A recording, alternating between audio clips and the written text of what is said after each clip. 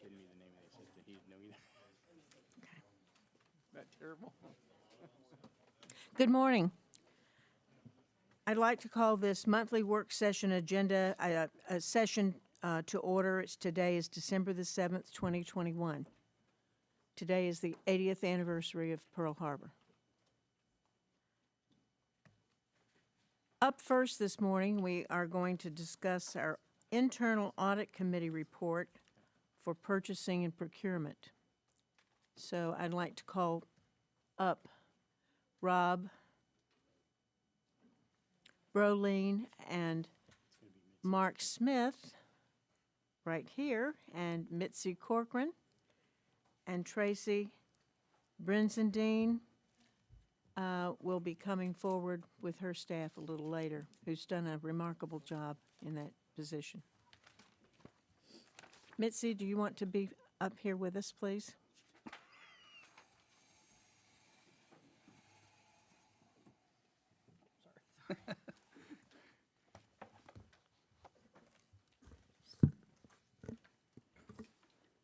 You all have had this document, the internal audit of purchasing, to review. Our internal audit committee met and approved to move this forward to the board at last month's meeting. And that's what we're here to do. I think we have had a wonderful time with CRI. Thank you for your work. We're really pleased with your efforts, and your partnership is appreciated greatly. Thank you. So, especially you, Mark. But I would like to turn this over to Mitzi for some opening comments. Good morning, everyone. So the the light just went off. It should be on. Yeah. Yeah, maybe just need to get a little closer. Get closer. So, good morning, everyone. So the audit committee, the board had conducted a risk assessment a year and a half or so ago, and there were 3 items that kind of rose to the top in the minds of the audit committee that we should audit.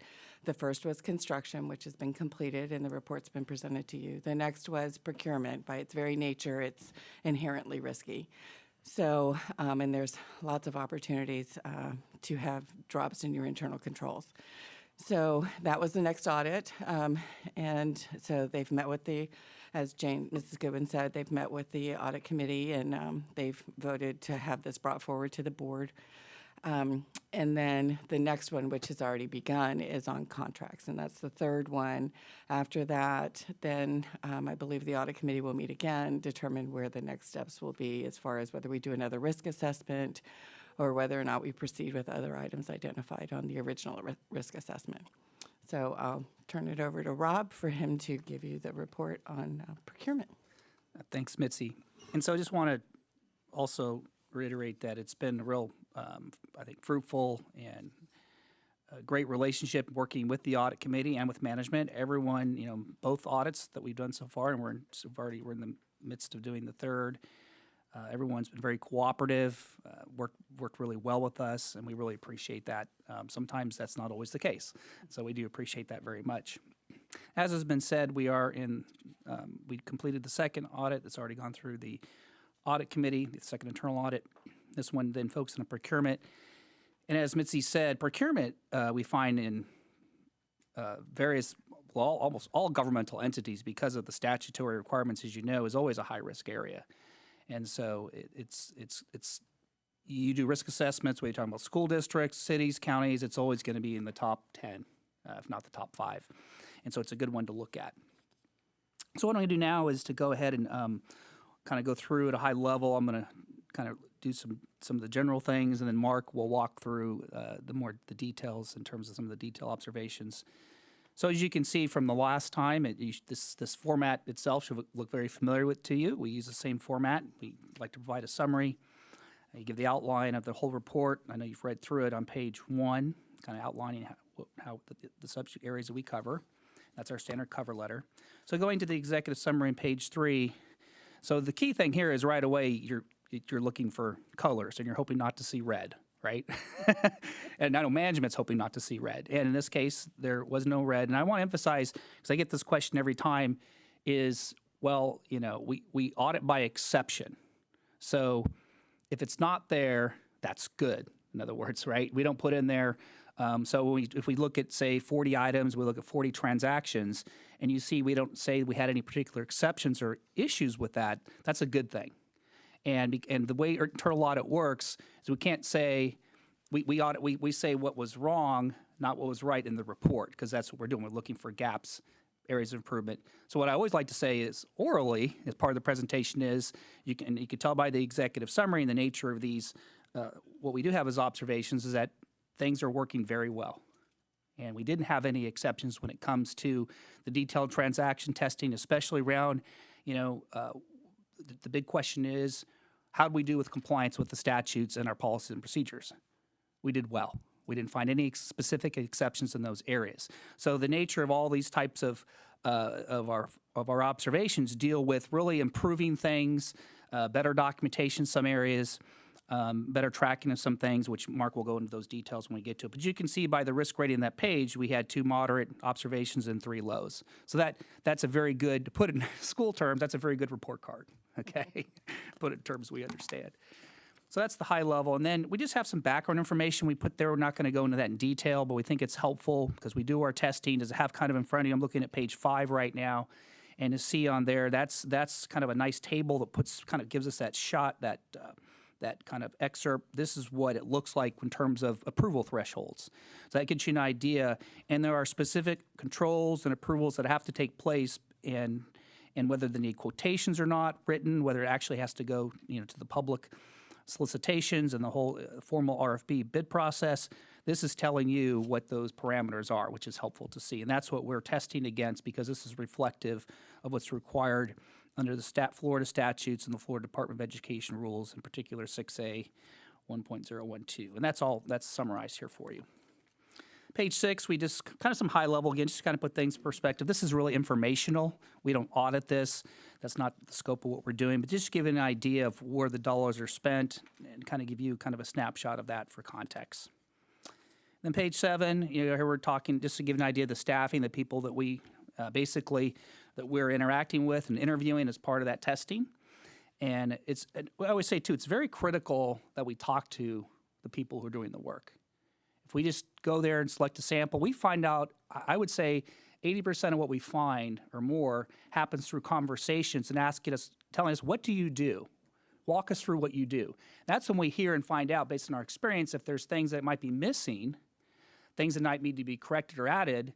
And then when they tell us, here's what I do, and if we say, those are good things to do in terms of controls and processes, then we go and test it, right? Then you verify, is that what's actually happening? So the two things together, we call that interview, walkthrough process, and then the detailed transaction, they really go hand in hand as far as being able to have a good internal audit. So these are the people we talked to and interviewed. And again, I want to point out that Tracy and Cindy and the whole team was great in terms of cooperating. You'll hear later from Mark just how great they are in responding to how quickly they respond to the recommendations. It's a little bit scary. They're so good at it. We tell them, wait till we get done. Wait before you fix it. Wait till we get done. That's how quick they respond. So that's a compliment. Okay. And then you have some org charts. Again, you guys are familiar with the organization, just to kind of put us into context there. And then going to page 11. And this gives you, so what did we do? And I kind of already outlined that, but this is kind of that one-page summary of what we do. And like I said, it consists of interviews and then detailed testing. And because of the risk being very much focused on compliance, right? That's your risk as a district, that you've be found not compliant. And then the controls that facilitate that compliance can take place on a consistent basis. And then you have to have good documentation around that.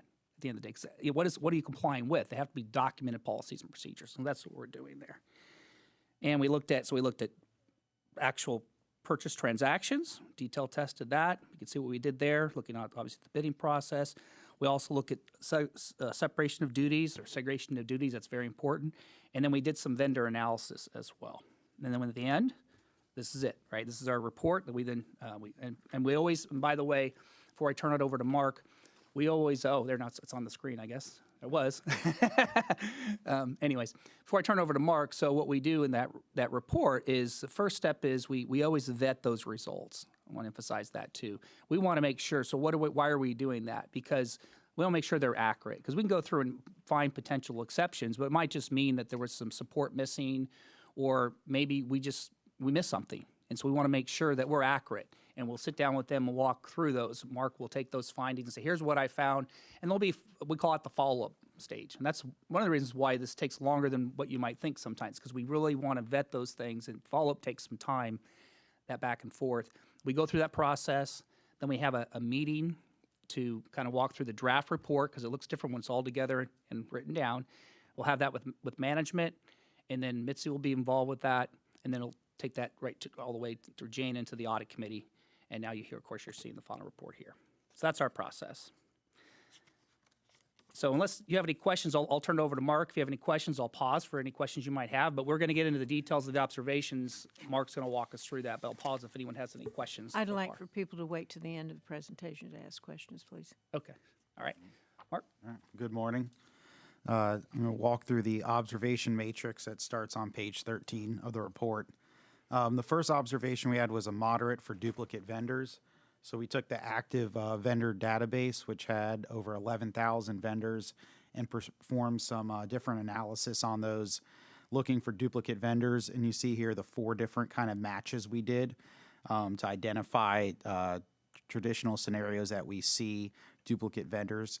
What we did was then provide the list to management to get their feedback on possible reasons, which, you know, a lot of times are reasonable. When you have duplicate vendors, you could have different reasons why a vendor shows up twice. It could be the different services, locations of the vendors. But then there's also some scenarios depending on how the vendors entered. And there's some vendors that are entered from the purchasing department, and some are direct one-time pays from different departments within the district.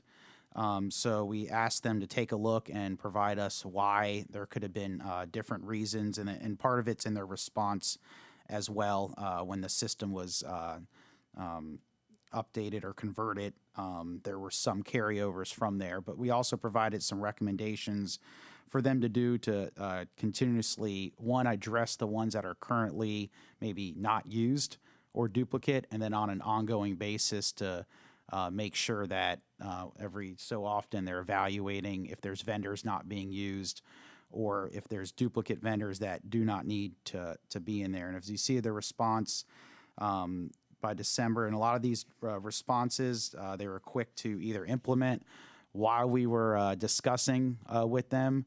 And a lot of these dates and talking to them, they've already addressed virtually completed or almost completed with these recommendations. I know one, when we get to it, the audit committee had a little bit more they wanted to see behind one of the recommendations, and they're almost done completing that. So on this first one, we didn't see any vendors that were duplicate, that were any reasons or anything fraudulent. But again, we wanted something to continuously mitigate, having multiple vendors that could potentially lead to, issues that we've seen before when you have different remittance addresses when it's not appropriate. So sometimes it's appropriate, and they've gone through and identified the ones that need to be removed.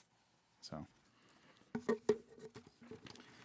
the second comparison we did was employee to vendor address. So we got active employees, compared it to that active vendor, and we did identify 35.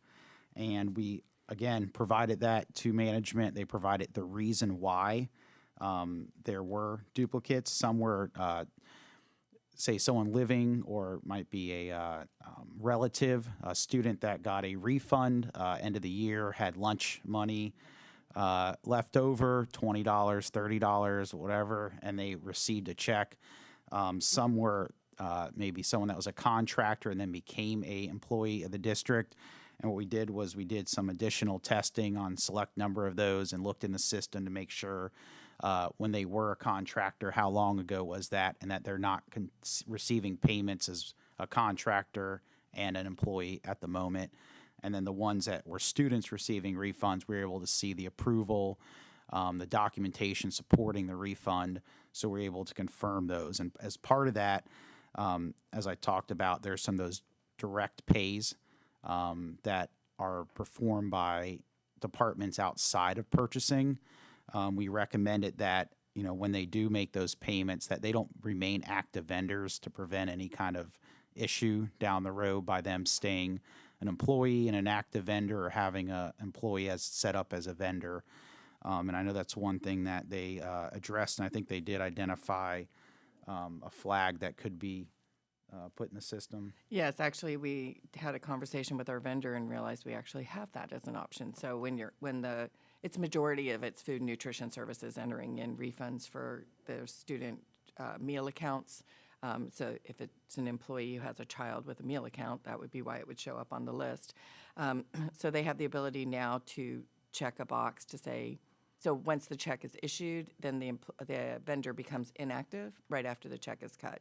So through training with our bookkeepers, we'll make sure that gets implemented. And that's a great control. That would probably be if we said, if you could do it this way somehow and not create this, inefficient process, then that would be the best way, because then it's done, right? It takes away, the more you can automate that control, the better off you are. So that's good. And part of what we did too is look at separation duties. So we did look at system access, and we look at how things are set up in the system. So even though if someone created a vendor, they weren't able to singly pay that vendor. So there's a routing built in the system that has to have certain approvals. So we were able to verify that there are proper controls set up with system access and paying vendors after they've been, say, created for a one-time pay. If I could just jump in real quick, the one that says teacher lead direct pay. So, the teachers get the classroom supply money. We usually pay that through an ACH into their bank account from their employee account. This just happened to be one that was paid through a check or through a direct payment to the employee rather than through an ACH. And it could be because they don't have a bank account. The third purchasing training reference material, when we did review vendors and purchasing, what we did was on page 5, we took that chart and we made sure that we took all the vendors and looked at how much spend they had in a year, and made sure that we looked at in each one of those categories the proper following of the procedure and state statutes to make sure that they're obtaining bids if needed, or quotes, RFQs, relying on piggybacking of contracts from the state or federal, looked at those. And really what we saw was on those micro purchases under $10,000, the manual, as you see there, we stated what was in the manual, basically said that the superintendent should be approving or looking at those, which is, that's what it says in the manual, but is it realistic or needs to happen? Our recommendation left it up to the district to decide what should be done with that, and really it's just updating the procedure to follow what the current practice is.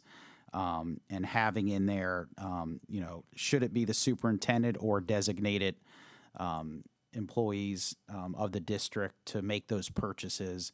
And that's something that the management's currently on updating that. That's one of the things from the audit committee. They just wanted a little bit more behind who are those designated employees, so that you could have the policy or your process that you're doing follows the established procedure that's updated. So it's really just updating that verbiage in that chart to say, designee rather than the superintendent having to review every micro purchase under $10,000.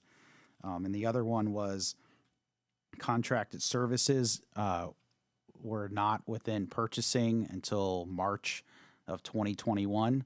That moved to them, so we also said they should update their policy or the authorization matrix to match what needs to be done for those kind of purchases, since it's under their area right now. So those were the two things. The procedures, as you'll see too, when we get to observation 5, were very robust. It's just kind of tweaking it and making sure that that it's updated to what the current practice is. Number 4, construction procurement. When we performed the construction audit, we did not do procurement because we were doing this audit next. So what we did was, out of the 5 different projects that we looked at in construction, we took 2. One was under $2 million. That's when the board approves a number of CMs to perform certain projects under a certain threshold. And then we looked at one over $2 million that is specific to that project.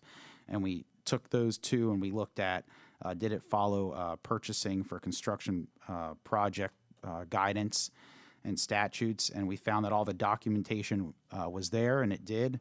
However, there wasn't a formal, say, checklist to say when they were performing it to make sure that they hit all the different areas that's in their procedure. So we recommended an application.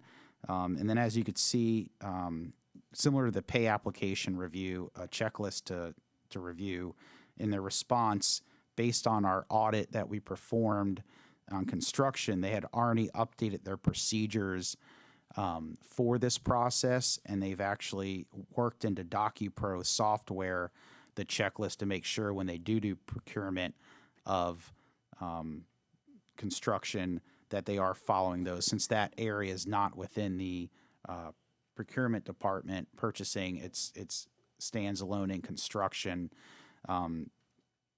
That's why they're going to build it into their process to look at.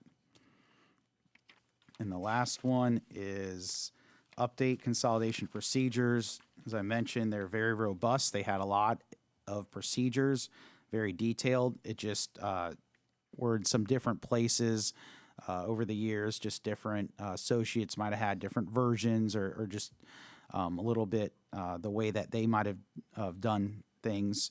So we had our recommendations for them to consolidate those procedures, maintain them in a central location that's available to all employees within the department, and then also add version tables to those so that when something's updated, it says the main things, why it was updated and when it was updated, so that they're able to track those and go back to understand what changed from year to year, version to version.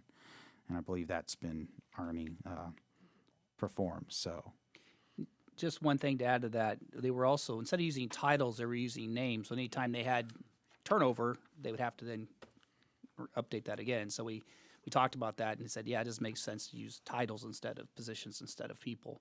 That that way you don't have to keep you don't need a version update because you have a different person in that function. So that's something else they've updated as well. So That's great. thank you. Anything else? No. Well, I want to thank the department. I want to thank Tracy and her staff, because as these were coming forward, you all were fixing things as you went along. So I think we're in pretty good shape there now. And of course, it's always good to have an audit like this when you have a new commander, shall we say, and a new director.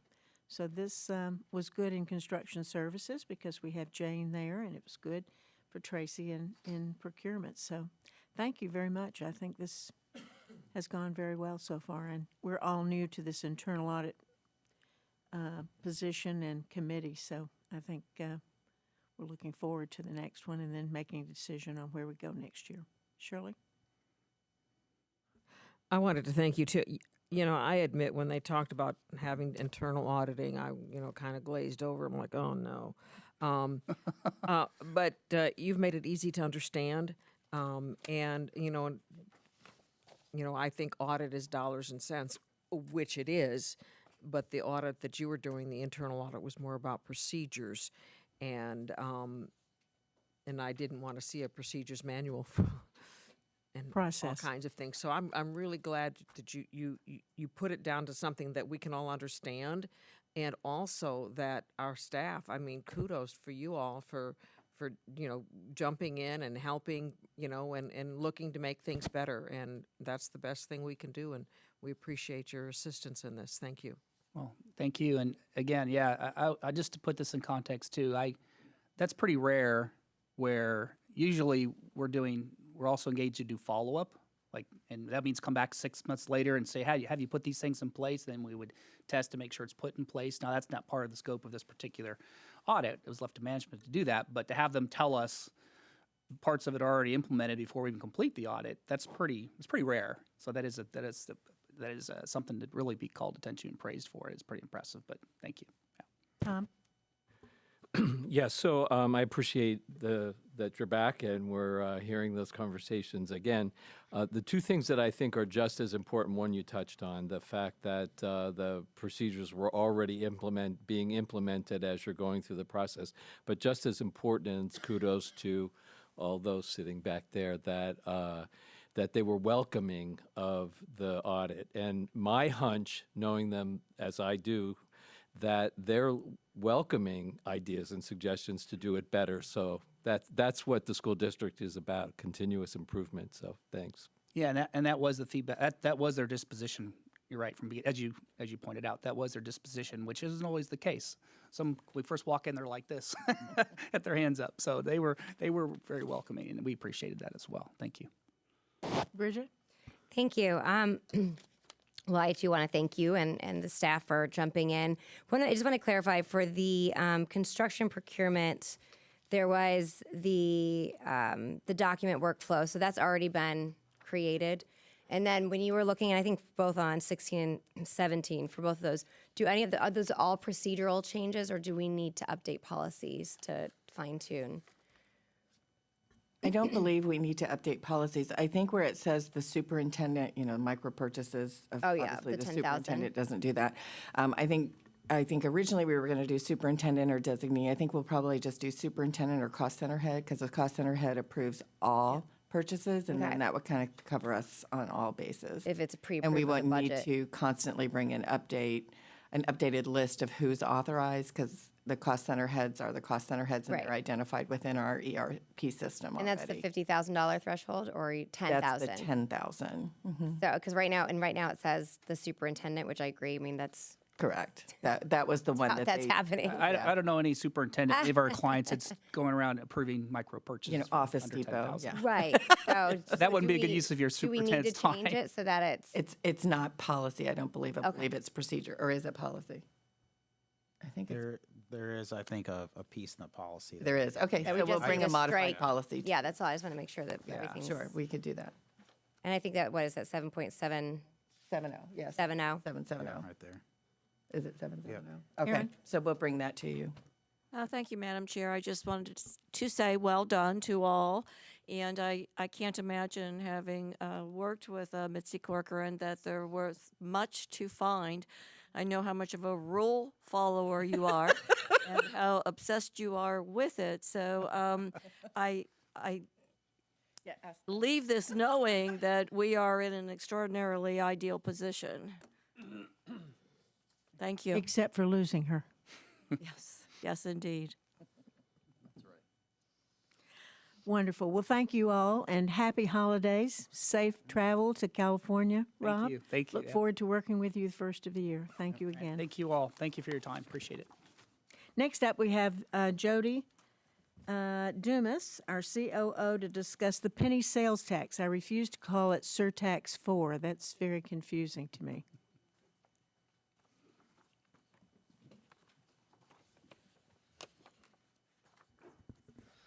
All right. Well, good morning. Thank you. And we're here to discuss, as you said, the penny sales tax, absolutely, and our project list. And I've got Krista Kurtner here with me this morning to answer any questions that I can't. So what you have in front of you this morning is our proposed project list for the next sales tax referendum coming up, penny sales tax.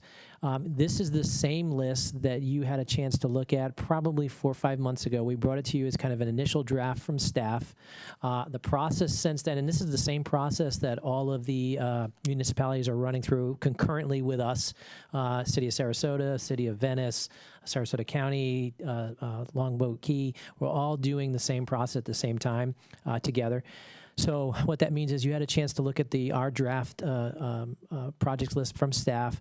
We then held a series of 3 meetings, community meetings, advertised them in conjunction with the county on their website to talk a little bit about the sales surtax and our project list and allow them to have some input.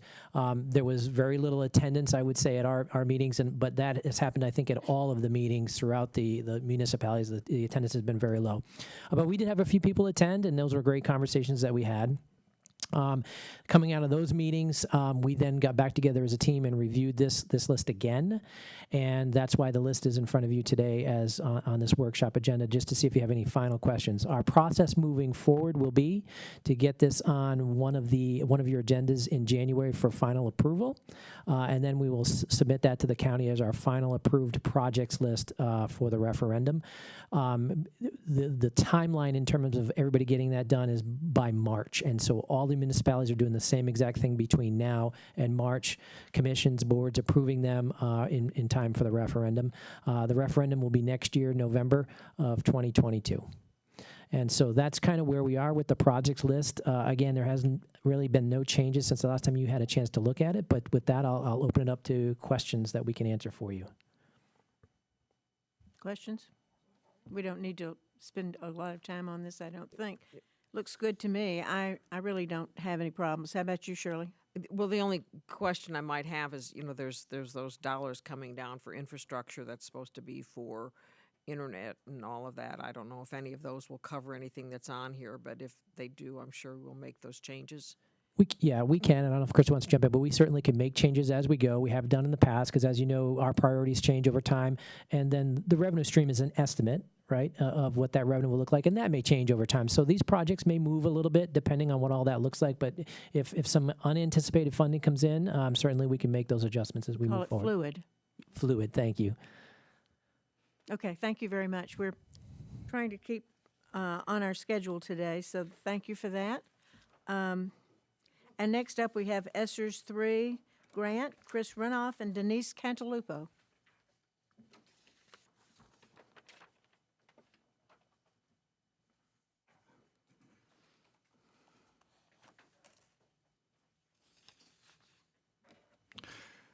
Good morning, everybody. It's great to see everybody. Obviously, we got Dr. Cantalupo here with us this morning, and appreciate the opportunity to present an overview of some time-sensitive items with you, both the ESSER 3 grant proposal that will be going before DOE, and also the instructional continuity plan overview that is also goes before DOE. It's been submitted one time already, but just wanted to provide you some updates as related to the plan. So with that, I'm going to turn it over to Denise to start with the ESSER. May I ask a question? Does every state have to do this, go through this exercise in order to get the funds for ESSER? I can't answer that. I do know that we have quite a bit to go through to get them in a very More short than a amount lot of of time. states do, yeah. I'm sure they have to do something. I don't know if this is time sensitive, though. Okay, just curious. Well, good morning, everyone. So district staff been working on this draft for ESSER 3, and this one is called the American Rescue Plan. We submitted it to you for your review. The grant application is December 17th, so we need to get it in with the budget and everything by next Friday. As with the case of ESSER 1 and ESSER 2, the main purpose of the grant and the funding is to restore and maintain, in a nutshell, high-quality learning environment post-pandemic. The grant dollars must be spent by September of 2024. So there's several requirements if we looked at the application. One is that we had specific activities that we could look at, and we chose the activities that you see on the first, I think, page 2 and 3. Why were these chosen? Well, because they directly align with our strategic plan, and we tried to tie that in very closely. Also, we know and we have gathered information in the needs of our district over time. So these grants directly reflect those needs. So you see that most of the dollars, as you went through this, really align to goals 1 and 2 of the strategic plan, which is direct services to students. So the first of goal 1 in the strategic plan is a lot of academic activity, especially serving students that, for many reasons, a myriad of reasons, didn't perform well during the pandemic and are struggling to some case now. in some cases now. The other is to really support our social and behavioral needs, and that goes right in alignment with Goal 2 of our strategic plan. So it was carefully considered that we really targeted the students' needs. We also have to, it's a draft plan, it says draft all over it. We will be soliciting public feedback. There's a survey out there on the website, so people can look at this, suggest comments. We also have the ICP, the Instructional Continuity Plan, and as Chris said, that went out, it was written about a month and a half ago. Report. Thank you. There's a lot of folks helped with these plans. I just talked to a parent in the last couple of days, very concerned that her child won't graduate because he can't pass the FCAT. And I was talking to that child's principal, who assured me that there was money to help tutoring and help that child prepare to take, the SAT, ACT, or whatever choice they were going to do, but that there was plenty of time, and they were hoping that, this kind of approach, which many of our students might need after this pandemic, would be available. Shirley? I too was really, I don't know that thrilled is the right word, but but was really into it. I had to get an extra highlighter. I used it all up on the one. But that we're really looking at that multi-tiered system, that we're going to be giving the kids what they need when they need it. And I also was interested in seeing how we're going to be looking at students with disabilities, trying to keep them in their class more, because as we've seen, we've been pulling them out for special classes, and that puts them behind over there. So now we're looking at keeping them in the class as much and providing these tutoring services for what they need, maybe even after school or even at home. So some of these, and that we're able to go in there and provide, well, like what we did this year, the behavior specialists at the elementary schools. And maybe we needed them at the middle and high schools, though. But I'm sure we'll be addressing that as we go forward. But it really, I think, helped keep things running smoothly in our elementary schools, and so that we can strategically put someone where they're needed, and that we're working with the schools and the principals to find out what these schools need. What is it that your school needs? What is it your students need? And so I'm really glad that we're looking at this, and that we're getting the input from the end users and making sure that it's going towards our students. It really Yeah, is. So thank you for saying not the one size fits all, but Absolutely. but we're hoping that the outcome is better learners. And There are some needs that are consistent across the board, and there are others that are very, very different from campus to campus, right. grade level to grade level, team to team. And that's why, that personalized nature of this and be able to be responsive to the needs of our principals and our teachers, that's just And we critical. also know that, when we brought Dr. Asplin in, from the #1 performing school in the state, some of the things they did, like more pre-K. And so I think we're going to be looking at offering more pre-K. And again, blending the regular pre-K with the at-risk or the ESE pre-K, so that they'll start in, and because that was one of the things they're finding. And then those the learning where the teachers work as a team in the schools, we're going to be working at that more, because again, that was something that seemed to be really working in St. John's, and so we want to take those successes that he had. And so this is a good time that we've got this access to these dollars, so that we can implement some of those successes that Dr. Asplin saw in St. John's, and that we can take them and take it up one step further, and reaching that goal of being the #1 district in the state. Thank you. Thank you. Anybody else have a quick comment, not a dissertation, please, quick, or a question? Yes, Bridget. Just for the procedural standpoint, I see that this is due on the 17th of December, and then the window closes on the 10th for public comment. This is a draft. When does the final?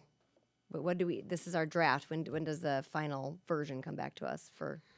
The final version will probably be written at, when is it, I'm sorry.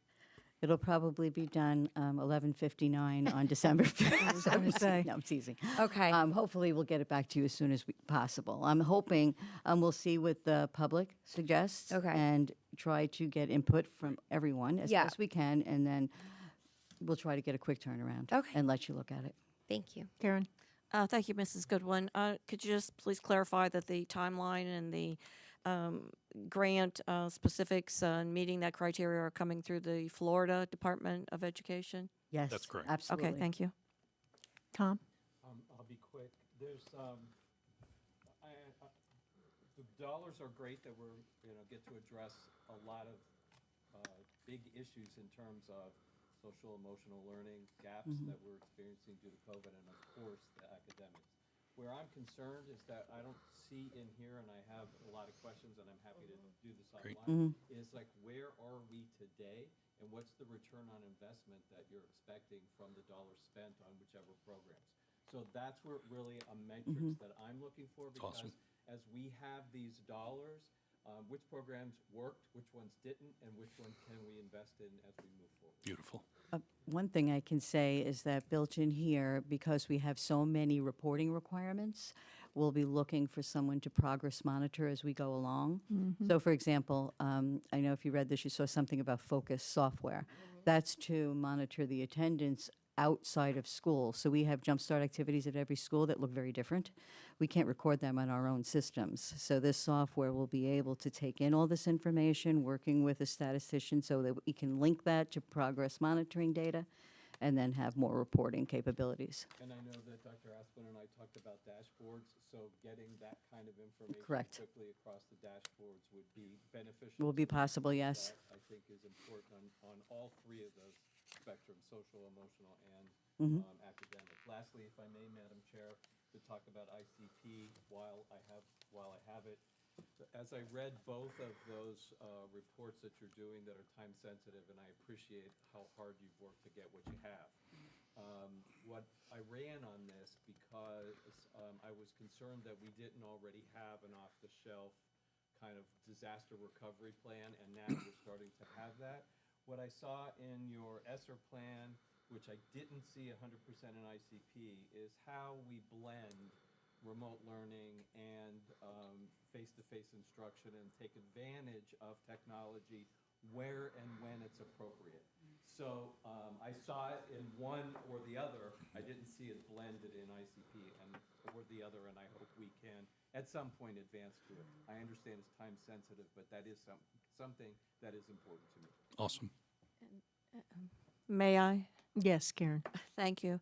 I, too, Mr. Edwards, had those same thoughts when it comes to technology. At some point, if Dr. Asplin, and I understand the timeline, and or the Mr. Renoff can talk to us about how much we are weaving technology into everyday instruction, how that's built into our pupil progression plan, so that we are what I would call a win-win, getting a benefit from both sides if we were to transition and preparing students for the future of technology.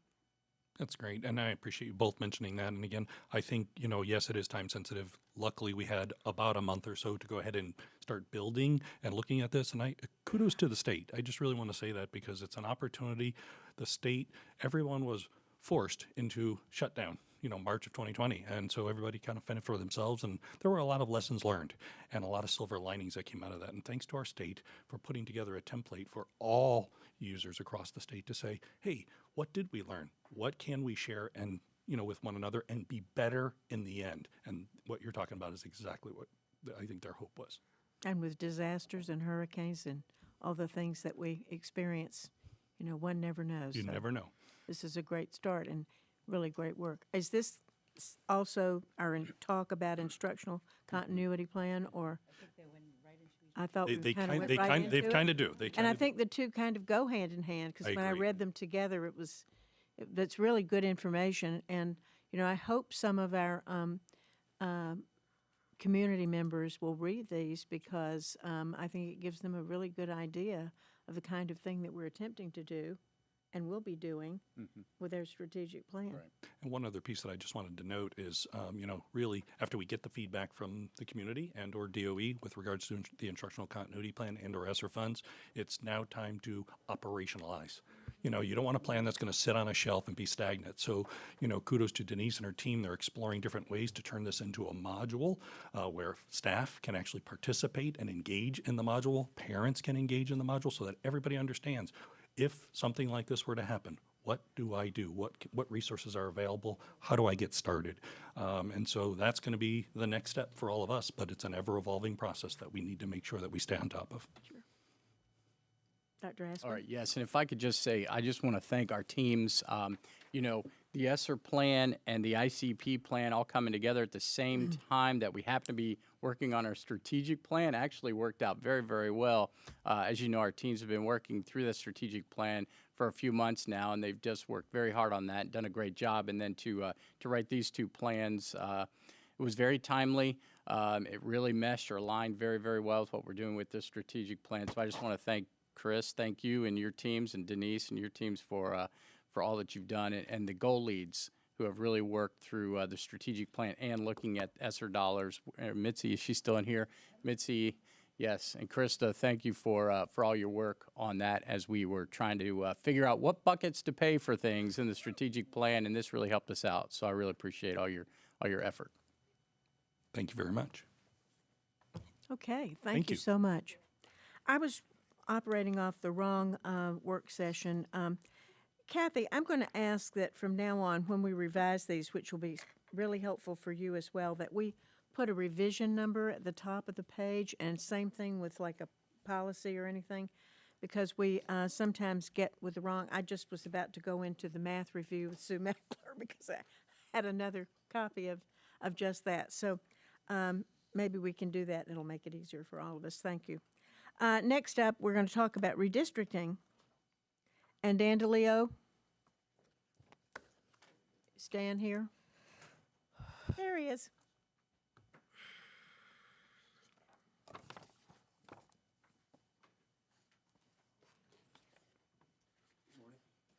Good morning. Near and dear to our hearts, this must be approved by the end of this month, so we are going to bring this forward at today's board meeting.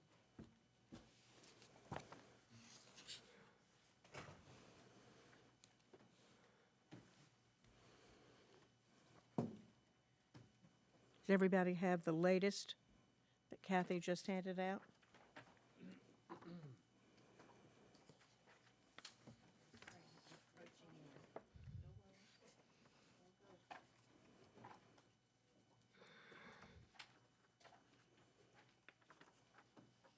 All right, I'm going to start with Karen. Karen, do you have some questions about this? No, I do not have questions. Oh, wonderful. But I do like your glasses. Oh, well, thank you. Those are cool. Bridget? I mean, so there's just, I don't really think I have questions. It's changed slightly. I think Mrs. Brown sent over an email about the changes, and if that's consistent, it was more on a little bit, I think one is more aligned to, I think is what, Fruitville Road, is that right? Right, one didn't change, and it just, Right, the War okay. Mineral Springs changed. Okay. So that, unless there's I've written down, I talked with Charlie Kennedy, who helped write this, and talked to him, and I can give you the streets. It's hard to see it on the map, but District 1 starts at the Bayfront and then follows Mound down to Bay Vista, out to 75, up to Fruitville, and out to the county line. Mm-hmm. District 4 takes in Longboat, Lido, and Siesta Key, and goes south from Mound Bay Vista out to I-75 down to Clark Road and out to the Keys. District 2 is Fruitville Road south, following I-75 till you get to Clark. Then it goes out to the Bayfront. It picks up it picks up Casey Key.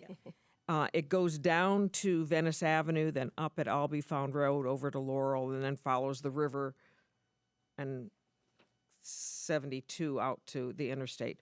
District 3 starts at Venice Avenue and Albee Road, goes up a little, then comes up to Laura, does a little jag, because we tried to follow the precincts without cutting them, and then follows the river up and then out to the line. Through Northport. District 5 is Manasota Key, and it goes up to Venice Avenue and out to River Road. Takes a little jog around for a precinct and then goes down to, follows River Road out to 41 and to the county line. So we tried to make them neater, more compact, with a few changes as possible. District 4 is a little over the numbers, but District 4 is not going to have any new construction in it. District 5 is a little under, but we'll be having Welland Park. Yep. Okay. Thank you. So, any questions? I'd just like to today- give Great Charlie job. Kennedy. Well, we're going to some have to support. do some Thank you. love for Charlie Kennedy. I think he charged us, what, $500,000 or something to do this now. Yeah, I mean, so many of the districts who struggled with this issue hired expensive consultants. We've seen other folks hire expensive consultants. I think the consultant for the county was $50,000. We got a great deal from Charlie. Charlie's a good person, and he utilized this high-quality, publicly available software, Redistricting.org. And, we really complied strictly with the requirements of the Florida Chapter 1001, Section 36.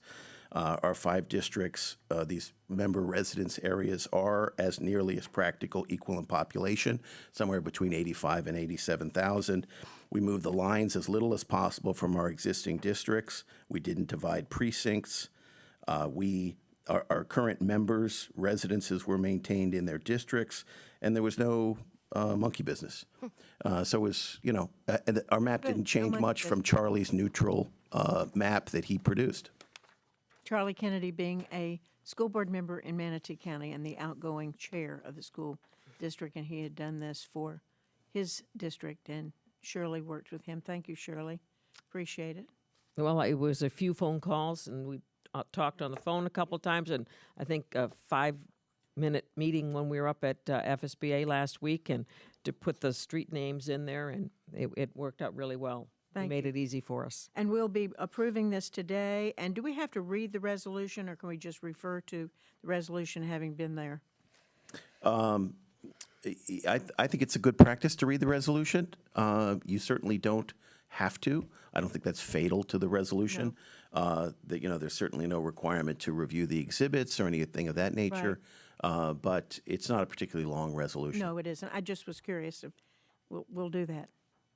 Any other questions? Nope. Marvelous. Marvelous. Thank you, Mr. DeLeo. Thank you.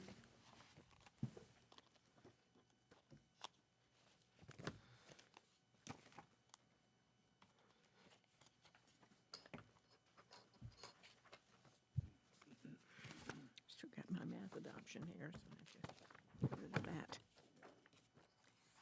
Okay, the next thing is to discuss policy 2.22 for board meetings and hearings of citizens.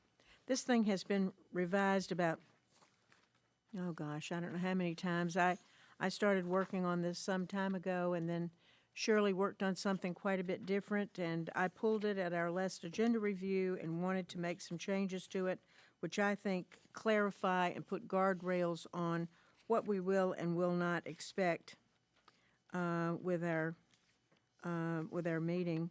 And I've got the wrong copy here, so.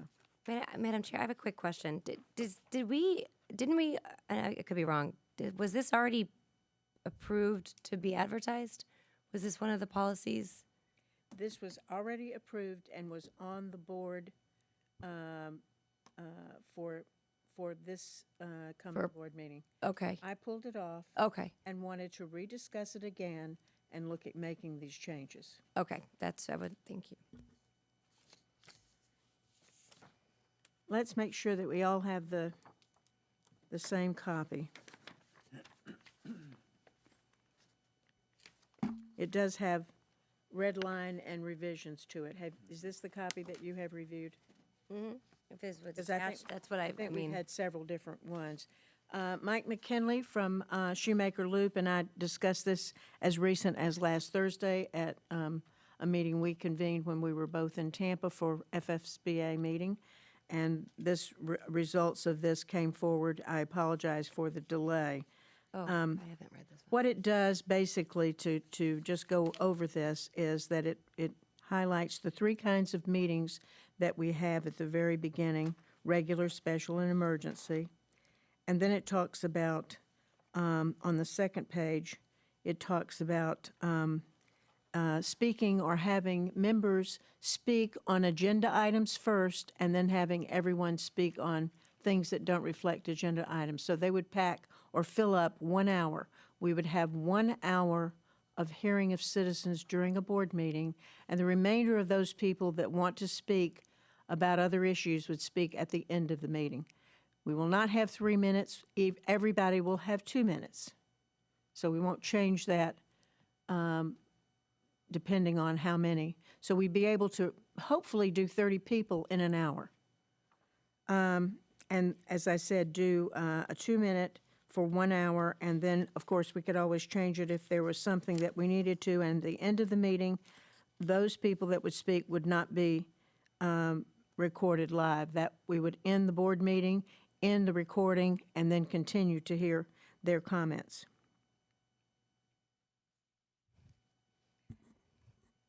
There was one part before where they were supposed to give their address, their name and address. Yes, that's Is that in here. still in here? Yes, that's still in there. Why are we having them give an address? I don't think we have to. Mike, would you come forward, please? Mike McKinley, and let's talk about this. And I didn't see this new version, so I apologize. Good morning. It's all my fault. Good morning. This is not on the board meeting today. This is not anything that's been noted to go forward yet, but again, we need to look at this and see what the five of us think. I am very concerned with the behavior at the board meetings. I know some of us are and some of us are not. But I think we need to get politics out of this boardroom.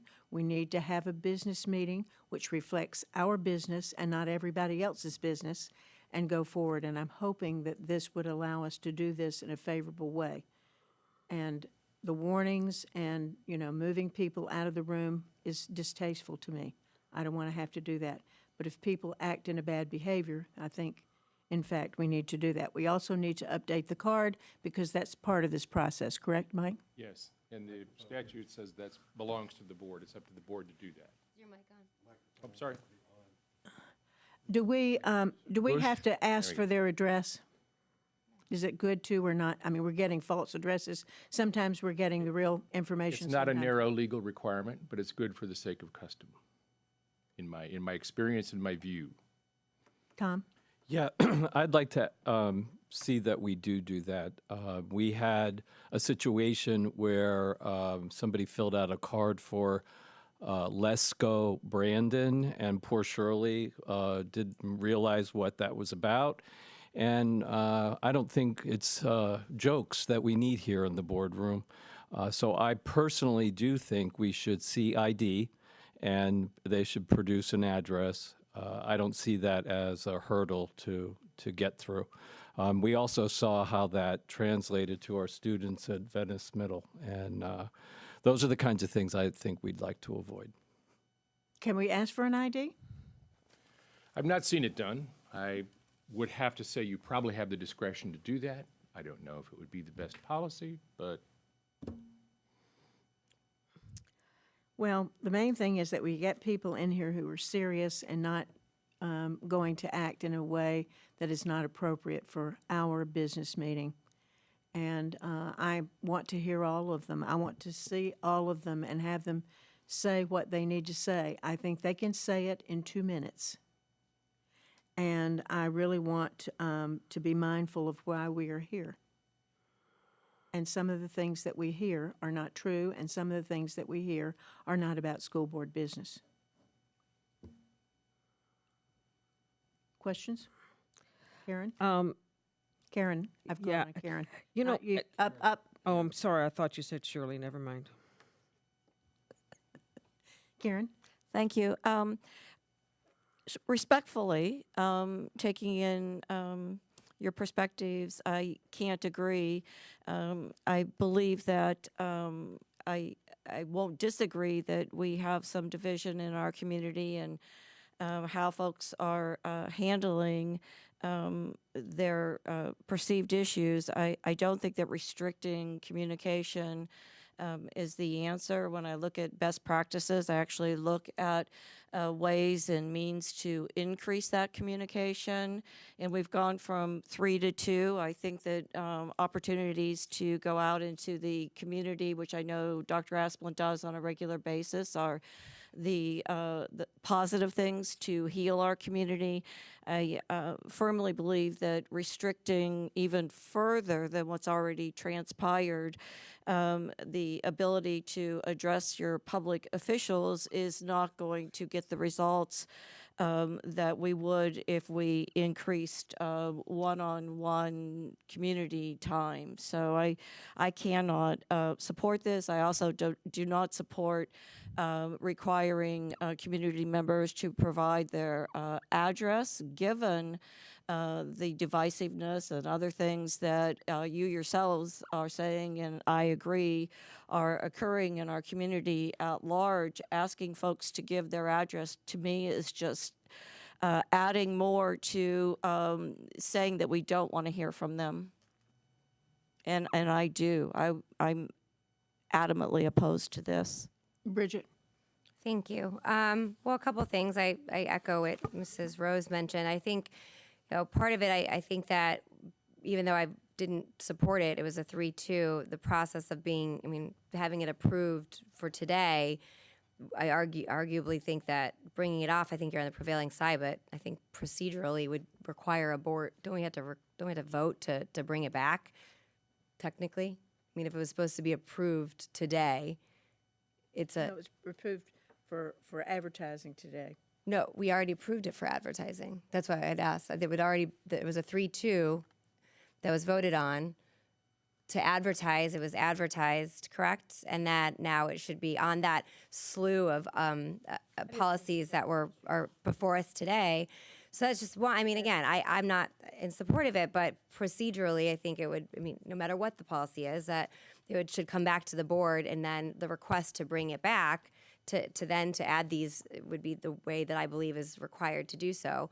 I don't know that we can just pull it. But second is the issues of, so I think that bodes an answer from a legal. Is that correct? If there's an item that we voted on for a board policy for approval, You haven't adopted the policy you've approved. so it's been advertised. Oh, yes, it's been advertised, but I think at this point in the process, you have the discretion to amend the proposed policy. And then we'd have to re-advertise it. Yeah, yes. Okay. Interesting. Okay, good to know for future. And so then going into, again, a lot of the same things are consistent. I again was very vocal opposed to members of the public going out to a colleague's house in front of their house. I think, being protesting, and can they legally do it? Sure. Is it good decorum? No, I don't support that. I don't want any of us to have to deal with that. But I think it's important to note that when people feel that they don't have a place in which they can petition their government, and I agree. I don't want to see poor behavior, but I don't. But I think that there's an element of frustration, and we probably have the same frustration when we see this, because this is a business meeting. And but at the same time, that is we need to have the doors in a welcoming, open place for people to petition their government. And so I think pulling back only creates more animosity. And I do think we need to go out as well and speak to people and understand, not just people who philosophically agree on certain things. It needs to be open, and so we can hear different sides and different positions and perspectives. But moving towards limiting the time, I just feel like, as again, and I'm repeating what I said before, but when we're limiting the time, we're moving things back and forth. I just feel like it's going to create more frustration, more division. I definitely oppose asking people for their address. I do agree. We want people who are here, who are stakeholders, whatever. They have kids in the school district, whether they're teachers, whether they're taxpayers. And do we have people who come from other counties? I don't know, maybe, but at the end of the day, when I think of the big picture, that's like doxing people in the public. I don't want us to be doing that. Again, we're trying to think of like how we create a positive environment going forward or not. And so I just think we're going the wrong direction, and I don't like to see this. I think, so the two things I'm absolutely opposed of is the ID for sure, address, and I think turning off the cameras at the end. I just don't think that we're going in the direction that I think builds community and unity. Here's what I think. I think that we have a number of people who have been disenfranchised from coming to our board meetings who would have something to say, professional people that I know that have walked through that door and looked inside and seen the crowd and heard the folly-rod that's going on. And sometime in the first few hearing of citizens that were up to speak have gotten up and walked out and not said what they came to say. Some of them are doctors. Some of them are attorneys, professional people, people that are in the nonprofit world in our community who have said to me, I'm not coming back. You've got a group of crazies there. This whole thing with the school board is bad. I also know that when people come up who have opposing views to the majority of some of the people who are not using good behavior, that I hope would use good behavior, that they go back and horrible things are said to them under their breath. Now, I'm going to try to get a camera over in that area and a monitor up on my desk. In Palm Beach County, those people are in another room. And Frank Barbieri can hear and see them. I'm hoping that we can hear and see better. And we're going to have police actively involved. And when I say you have been warned, and the second time, please remove this person, that's the only time I'm going to say it. And I'm not going to raise my voice. And I'm not going to call to recess because the two of you wouldn't get up and go in the back room anyway, which I think doesn't show solidarity in a team. But I'm going to try to keep it civil, keep it moving. I'm going to ask Tom Edwards, just even today, without this change, to read off the names and to keep a line of people moving forward so that we can get, with 3 minutes, can get more people completed in a faster period of time. But I am very concerned because I don't see this as being all of our community. I see this not as being all of our community being heard. I see this as being a group of people, many of which do not have children in our school district, many of which, perhaps are community members and pay taxes, but I can cite a number of them that don't. And then we have this whole issue with Proud Boys and militia and people of that ilk coming here. And I'm greatly concerned about that. I am greatly concerned with what they say and what they say to people in the audience. And we have children here, and we need to put on a good meeting. We need to be doing all we can to be civil and kind to each other. There's no kindness there. And when somebody parades up to the front and starts, telling stories or lies or whatever, we sit here and we just listen to it. I'm okay with that. I'm okay with somebody praying for me. Gosh, I need more people to pray for me. But when 3 minutes is up and that yellow light goes on, I want him to stop and say amen and go on. I don't want him to continue talking. So you see, we're not getting cooperation. Very often we're not. So Tom's going to be the giver of the cards and talk and call people up, and I'm going to try to keep better control. But I was a school teacher once too, Karen, and I didn't put up with this kind of stuff in the classroom, and I'm not going to put up with it in this classroom. Not sure why you're personalizing it to me. Because you're a teacher. Okay. You're a teacher. I was a teacher. I get it. But this is not the kind of thing that you'd allow in a classroom, and it's not the kind of thing we should allow our lovely, wonderful students to see. And I would dare say that any of you who have children or grandchildren that would bring them into this room during one of these meetings and feel good about it. Some of the bad behavior and the bad words and the profanity that's being said. Also, clothing. The police said to me after the last meeting, we've got people coming in with horrible things written on their clothes and other things on their hats. We're not going to allow that anymore. If you are not dressed appropriately, if you have some kind of a insignia that's not reflective of good behavior or on your hat, we all know about the hat, we're not going to allow you here. You shouldn't be wearing a hat in a school board meeting. You know, really? You should be dressed up a little bit. And some women shouldn't be wearing short shorts either. I mean, this is not really the place for it. This is a business meeting, a professional meeting. And I'd like to see us with decorum and respect and kindness. And if we just say, well, there's nothing we can do. Well, we really can't stop clapping. We can't stop somebody from standing up. Well, I'll tell you, in Polk County, they stood up. And then when somebody spoke they didn't like, they turned their back and did all kinds of things in relation to standing up. We just can't do this. We can't do this. So I want you to try it my way. If it doesn't work with 2 minutes, we can always go back to 3. But I think 2 minutes is divisible in 60 minutes by 30 people, and that's what I'm trying to do. And I think 2 minutes is plenty long enough. I know sometimes I see that buzzer not going off quickly enough. So I'm just trying to make something of this madness, and it is madness that what we've been putting up with since about the summertime. Who is next? Shirley. I have some concerns about changing what we had talked over and over several times without, I mean, I wouldn't want this to be advertised yet. I don't think it's ready. I have some concerns about some of it. I also think that we need to be perhaps appointing the sheriff or his appointees as sergeant at arms so that We've got that covered. We've got that covered. They can take the action up front, not us. And I also think that we need to make it clear that why we're asking for this is so that the public that is sitting here can see and hear what is going on.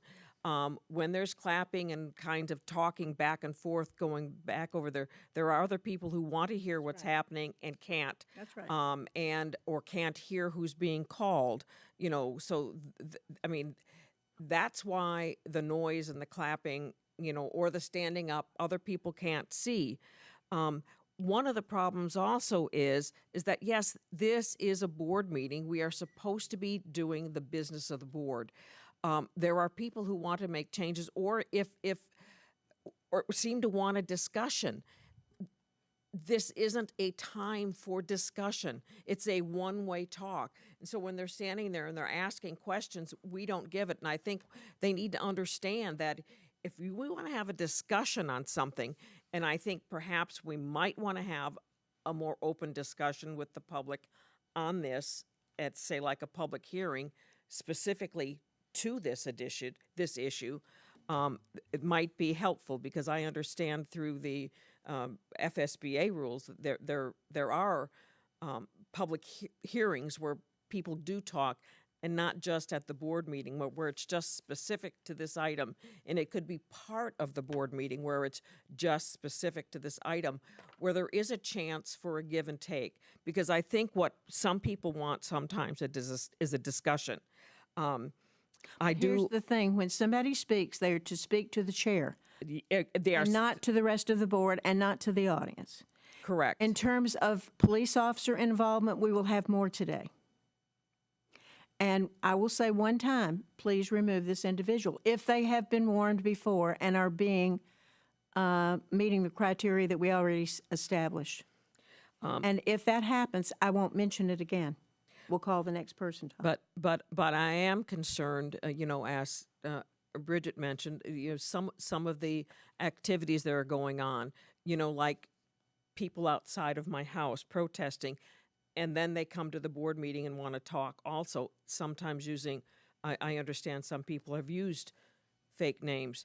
But, you know, what concerns me, and I'm not going to point out anybody, but, you know, when we're talking about trying to work together, and at the FSBA meetings that we some of us attended last week, you know, they talked about ways of working together and how to bring order to disorderly board meetings, things like that. And I think that's helpful, and I would like to see more of us work at that, you know. So, but even short of trying to do things like having board training to work better together, it's really disconcerting to me to find out that you know, the members of the board are actually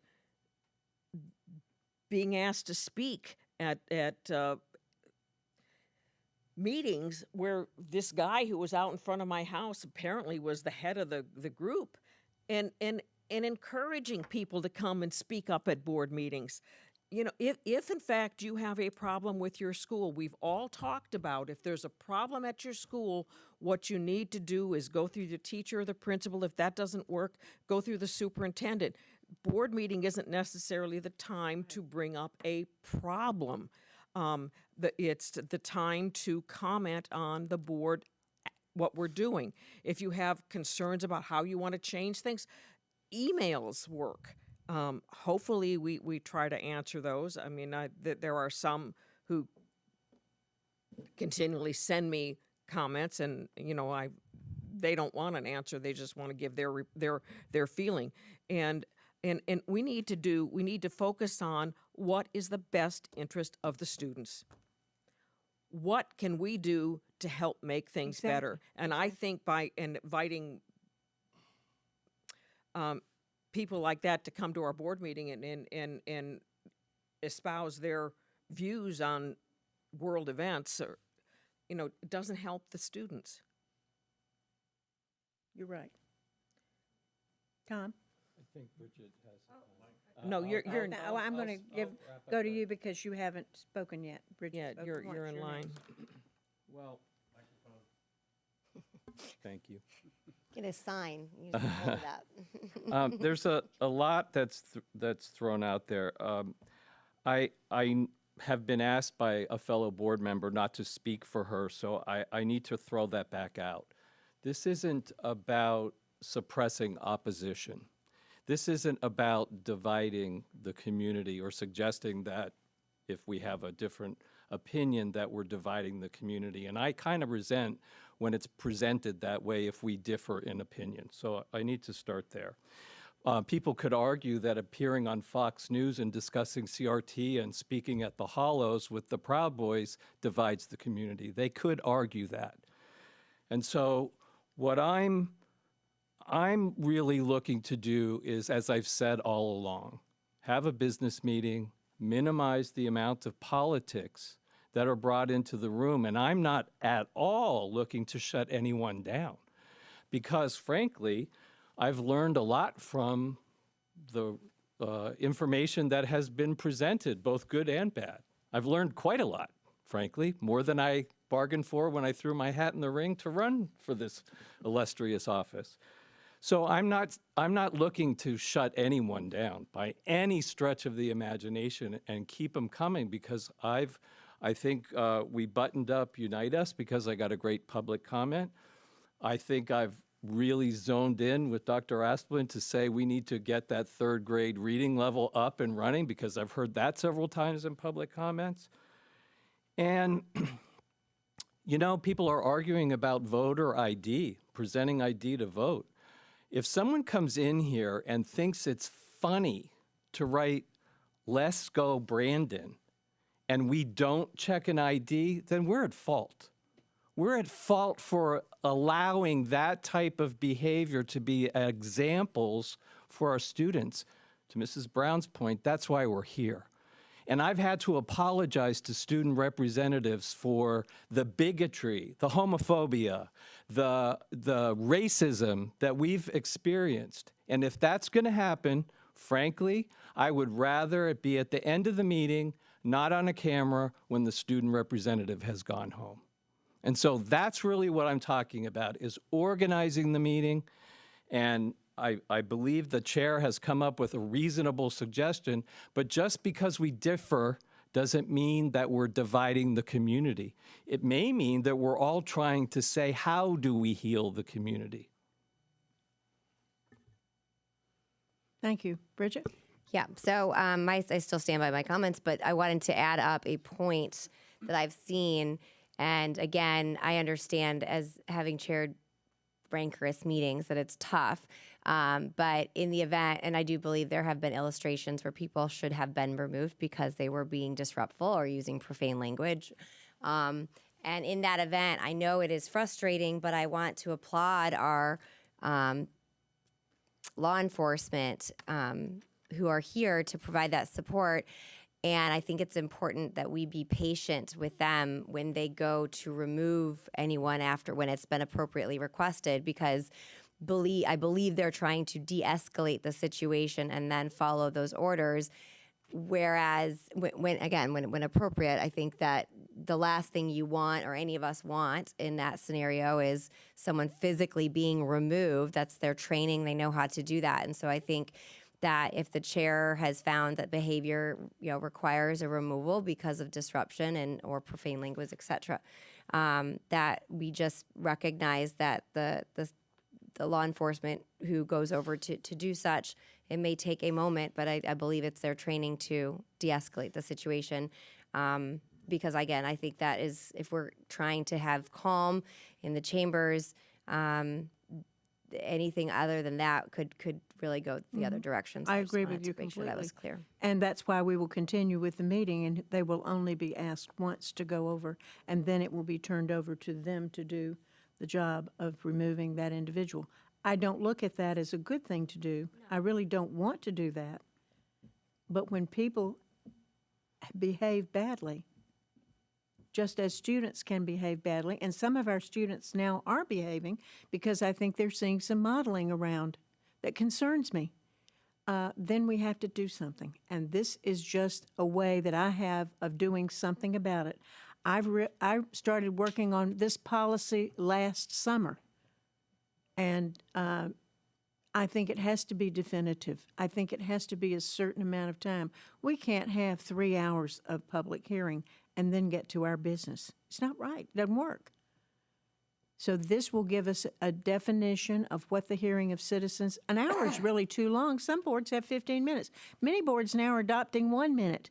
If you go to the Department of Education, to their board meetings, they give 1 minute. And if you say something wrong that's not on the subject they're speaking of, it's next. And I want us to have a flow of people coming along and are already queued for the mic and move it along quickly so we have more people have a chance to speak. But we don't have people coming up commenting as they go and come through and all that kind of thing. That is not appropriate. I thought of 2 podiums maybe, one and then, the other. But we'll get this straightened out. We'll get this right for the good of everyone, so that everyone can be heard, so that everyone will have a voice. And this will not be the Jerry Springer show. I thought about inviting Jerry to one of our board meetings. He lives here in town, out on Bird Key. I've run into him a couple of times. I thought that would have been funny to have him at a board meeting. But at any rate, some of you need to lighten up a little bit and quit. Oh, okay, all right. So who wants to speak? Karen? Thank you, Madam Chair. I wanted to address a few things. When I'm on the dais, I do my very best to act as a professional and not place characteristics on anyone in the audience to crazies or any such thing. I think that is part of this process as well. I also think that building relationships is something that I have done in every school that I have served, from Southside to Brookside to Sarasota Middle. And I've met with every single community member with great diversity in all of those positions, and I've gone out into the community that represents every aspect of our community. And if any board member is going to be doing bios and creating narratives on people that I meet with, it will have zero impact on my future endeavor to continue to build relationships. I think that is key to where we are going as a community. I'm not disrespecting your restrictions on community input, and I do want folks to come in here, and I do want appropriate behavior, but I will not accept from my service in this community from 1989 to present of anyone believing that I'm going to do bios on people and seek your approval before I proceed to build relationships. And as far as working together as a board and bringing in folks that any board member believes are going to fix us or correct us, I would say that I would reflect on when we're looking at chair positions, that those are not controlled by the majority over time, that we're sharing those roles and the best practices that coincide with that. I would also look to when we transition attorneys, that we're getting public input from all board members when we hire, that we are providing a trusted attorney to all board members. So I think that practice speaks much louder than bringing in a person that you know to fix anyone. Thank you. Anyone else? Looking at I'm sorry, Dr. Astley? So I can have a turn, I guess. You right? certainly Even though I'm not a voting anytime. member. You know, one thing I just want to say as superintendent, and you've heard me talk about this before, but you know,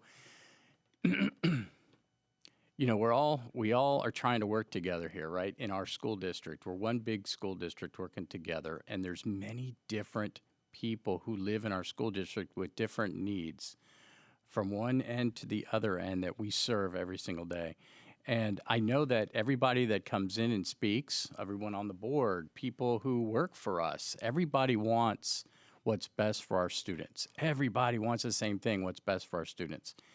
So what I don't understand, and I wish we could do, is have conversations that are civil and kind, and create that constructive criticism that we need to make our school district better. I mean, I know that we all listen, and our staff listen to folks at board meetings, trying to understand what maybe the issues might be, what are things that we can fix to help our students in any way possible. Whether it's 2 minutes, 3 minutes, 4 minutes, you know, the 3-minute rule, I don't know where that ever came from. You know, why is that better than 2 or 4 or 5 or whatever? I don't know where that came from. But, you know, 2 minutes, 3 minutes, whatever the time that is needed to understand what an issue might be, that we can help our students and be able to handle issues. That's what our staff and our employees want to do every single day. And so how do we communicate that in a board meeting? How do we run a board meeting in which we can get all the job done of the board, approve all the items that we need to approve to move forward, but then also listen intently to what some of the issues might be from our constituents and stakeholders here. Can we do that in a kind, civil manner from a point of working together? If we can't do that, our district's not going to move forward. Our district, we have to work together, be nice to each other, be critical, provide criticism, find out what the problems are so we can fix them, but do it in a kind fashion that we're all on the same team. We're on the same team, working together to move our students forward for success. And if we're going to be in here fighting all the time, we're not going to be able to do that. And I can tell you that when all that happens, I'll just be frank, when all that happens, all of our employees don't listen to any of that. They're going to move forward and do what's best for our students. Every single day, they're going to go in there and they're going to work for our students, and they're not going to listen to all the nonsense that happens, because that's their job and that's what they want to do. They're all about the students and being successful and helping them. And so what does that mean? That means I think we can bring up the same issues, but do it in a nice, kind, civil manner, email, calls, whatever it takes, so that we can solve the issues. What it becomes is a fight, and then all the conversations about who said what and how they said it instead of what the issue is. And that's just a big waste of time. So I hope we can get to a point where we all recognize we're on the same team. Let's move together to help our students be successful, and help our employees and our teachers to help our students. We're always looking for ways to improve. We're always listening for ways to improve, and we want to do that. But it's hard to do that when everybody's fighting and there's uncivil discussion going on about political type situations. So anyway, just let's keep that in mind. That's just my thought. We're all here for the same reason. Let's get on the same team and work for it. This district This district should be number one in the state every single year when you look at the resources, the employees, the parents, the foundations, the business partners, our community. Everybody cares so much for our district, and we're moving along. But sometimes I think we shoot ourselves in the foot because of all the nonsense that occurs. And so let's just keep that in mind. So just looking at page 4 of this proposed policy, please. I just wanted to reiterate a couple of things because we can do those now. We don't need a policy to do those. All statements should be directed to the chair, and only the superintendent or the chair should make decisions of taking someone outside or something else. I would much rather, and superintendent and I've discussed this, much rather have Tom make a note on the card of who that person is so that we can get in touch with them after, rather than disrupting and moving people around. I think that makes good sense. Anyone that's here to do media, we don't want them to block anyone or cause any disruption with our meeting. The next section, I'm just specifically, because we haven't talked about this before, but apparel containing profanity or obscene language or symbols is prohibited. And then, of course, signage, flags, banners, and other similar items is not allowed. Why does the banners, if it's on sticks or poles, why do you need sticks or poles? I mean, if a sign or a flag or a banner is being held up without sticks or poles, I would think that should be out of bounds too. So I would strike or sticks or poles. Yeah, I think we probably should. No, it says they're prohibited. Well, I know, but to me, this would say it's only prohibited if it's on a stick or a pole. In what I have seen in my approximately, 1,000 school board meetings is that you see people with poster boards, and that seems to be okay, right? Like you would use in a classroom. We've never had those here. No? Okay. I would just strike No on signs? sticks or poles. Then you're not prohibiting sticks and poles. Right. Well, the sticks or poles are only prohibited if there's a banner or flag or a sign on it. Okay. I mean, if there's a sign, whether they're being held by hand or a stick or a pole, they would A be. hand or sticks and poles. And then the last one, the chair may interrupt, warn, or terminate a participant's statement when the statement is too lengthy, personal, directed, abusive, obscene, or irrelevant. If the speaker is called during the agenda public comment time, but their comment is not in regard to an agenda item, the chair may interrupt their comments and move them to the non-agenda portion of the meeting. If someone comes and 2 minutes is not long enough, they can always speak again at the end of the meeting should they want to continue something. They can speak on an agenda item in the meeting and speak on a non-agenda item at the end of the meeting. And request any individual to leave the meeting when the person does not comply with these rules or observe reasonable decorum and has been warned by the board chair or a police officer.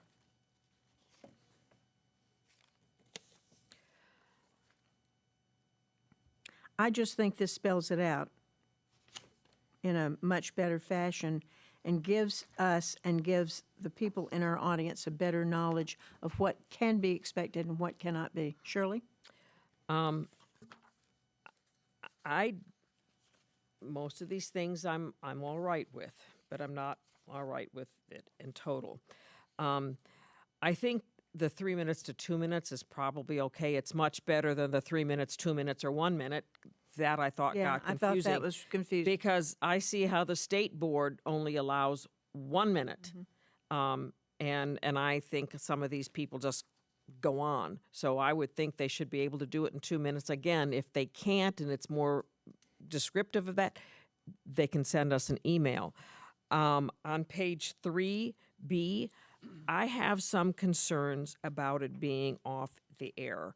I agree it should be at the end of the meeting, but, I thought we talked about like what Manatee does is they have the camera on the board, not on who's That's speaking. right. And I We're looking also to do that too. don't like the way we've changed the way the podium is right by the door. The thought was that it was overcrowded and they would leave. Well, that doesn't happen anyway. I mean, so I think we ought to back in. pull the podium up and let the people sit across here again, because it isn't doing what it was expected to do. Good point. So I would like to see that, and I don't know how anybody else feels about it being on camera, but I don't have a problem with it being on camera at the end of the meeting. I don't. But I don't think it should be on the face of the person. I think it should be from the back, because I think too many of them use them to get things to post on their Facebook and see how many likes they get. They can still do it, of course, but it'll be from the back, and it won't be their faces that'll be on their Facebook page. Tom? The only thing that, I think that recording it or not, just in such a way that, that to me is not the point. The point here is to have a more orderly, friendly, kind, informative meeting, and that's, I think that's what this document reflects. I don't think recording one way or the other makes that decision, but I would also like to remind the public to what Mrs. Brown said earlier. I've reached out to many of the people that are in the audience. I'm not a grandstander. I don't talk about how I do my work and where I do it and how long I've been doing it. I reach out to people and I build relationships, and I have relationships with many of the people that are in that room.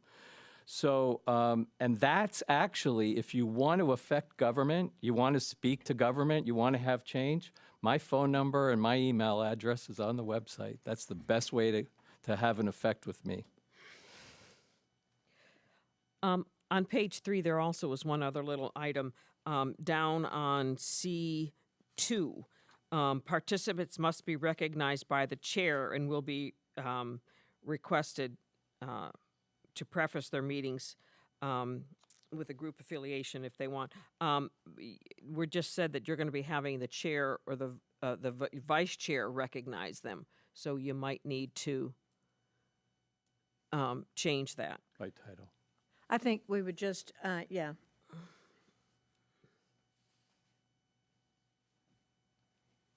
Okay. And the other thing about the address, I don't know that they need to publicly say their address. I don't know, or maybe at least what city they're in. But the other thing is they do put their address on the card. Mm-hmm. So, but I don't think anybody really asks to see those cards ever. But they're there for public. But when they're speaking, we don't know whether they're from Idaho or, there was one gentleman that said he speaks at all the board meetings in Florida. I don't know if he was local or not. But sometimes they sort of tell us where they're at, and I don't know that it matters that I don't think it does, but if there is a situation where we do need some follow-up, though, it is important that we have a way of getting in touch with these people. And as the superintendent, I said, that rather than being disrupted and moving people out in the hall and expecting Steve Cantis or Denise or Chris or somebody to go out there, we'd really like to do that offline and after. So the information, the email address, the phone number are important. I know I've reached out, and I reached know out Tom to has us? asked for addresses from the cards or the phone numbers. So, yeah, that works. Or some have contacted me. So, I think that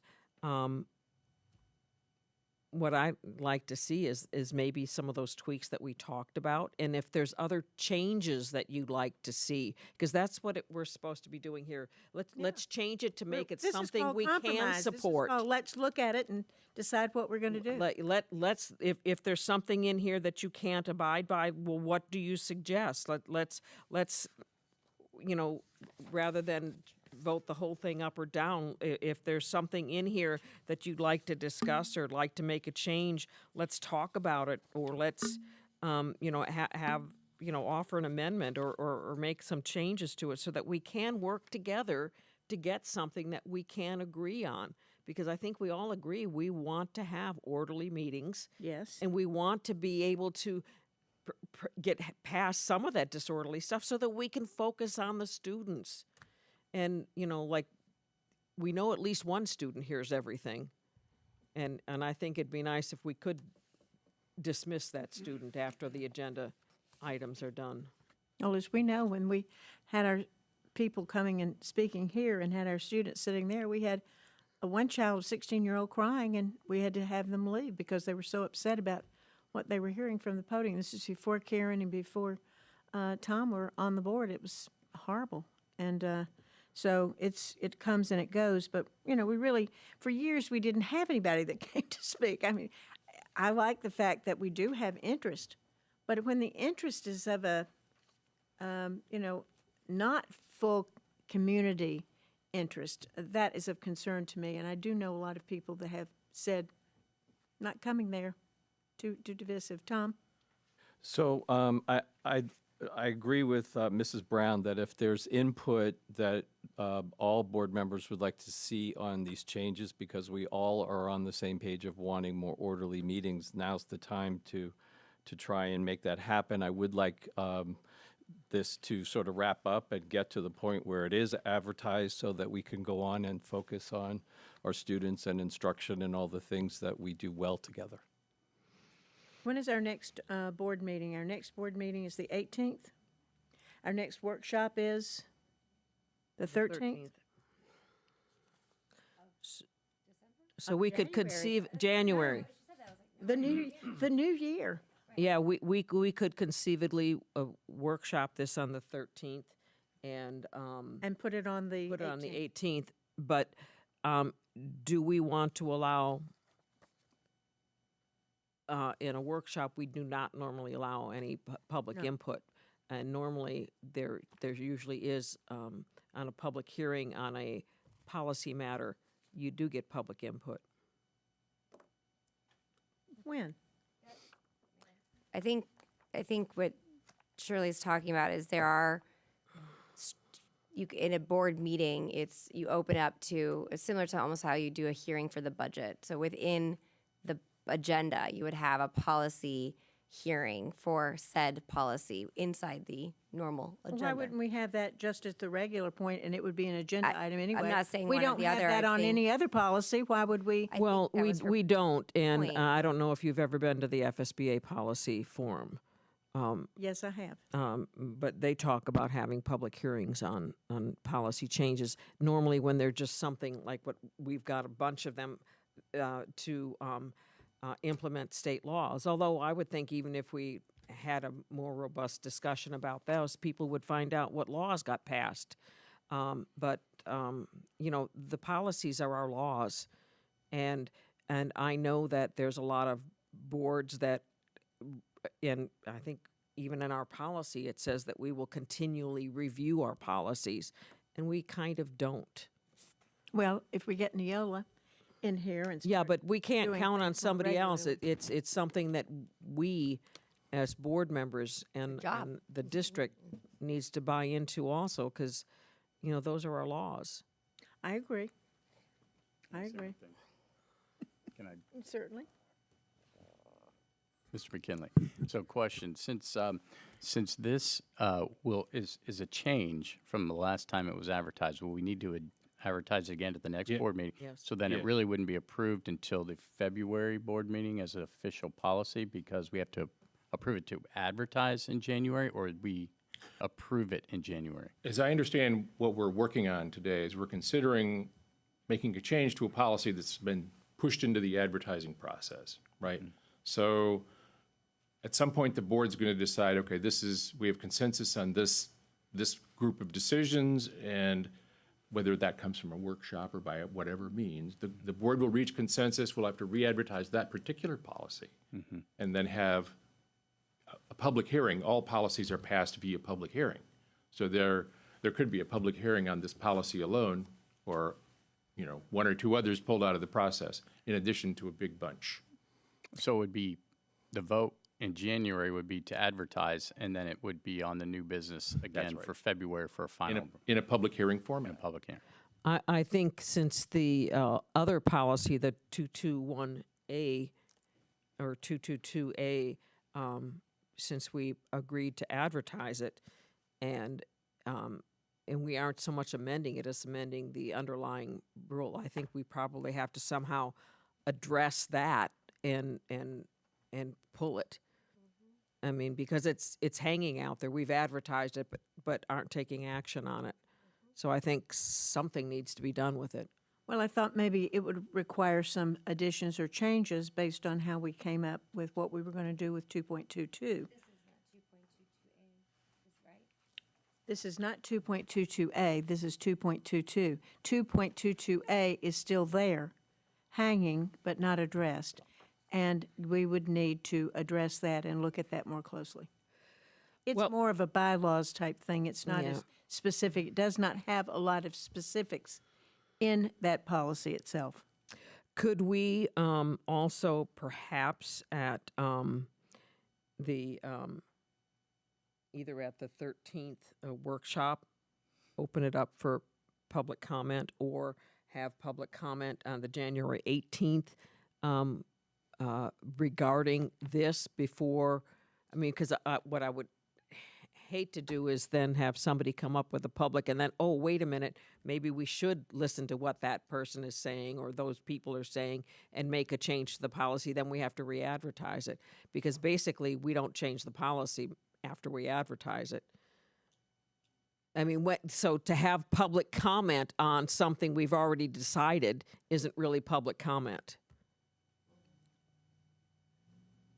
I'm confused. To have a public hearing, you would want people to comment, and I would think we would want people to comment before we advertise the policy. And so where are we going to get this public comment before the didn't do that January before. 13th workshop, or should we just ask them to send it to us? Well, I think just, we didn't do that before with the one that you put together, other than at a board meeting. We had comments at several board meetings on the, and then there were changes made. I think we discussed it at workshop at least 3 times. And we had people commenting at the board meetings about it.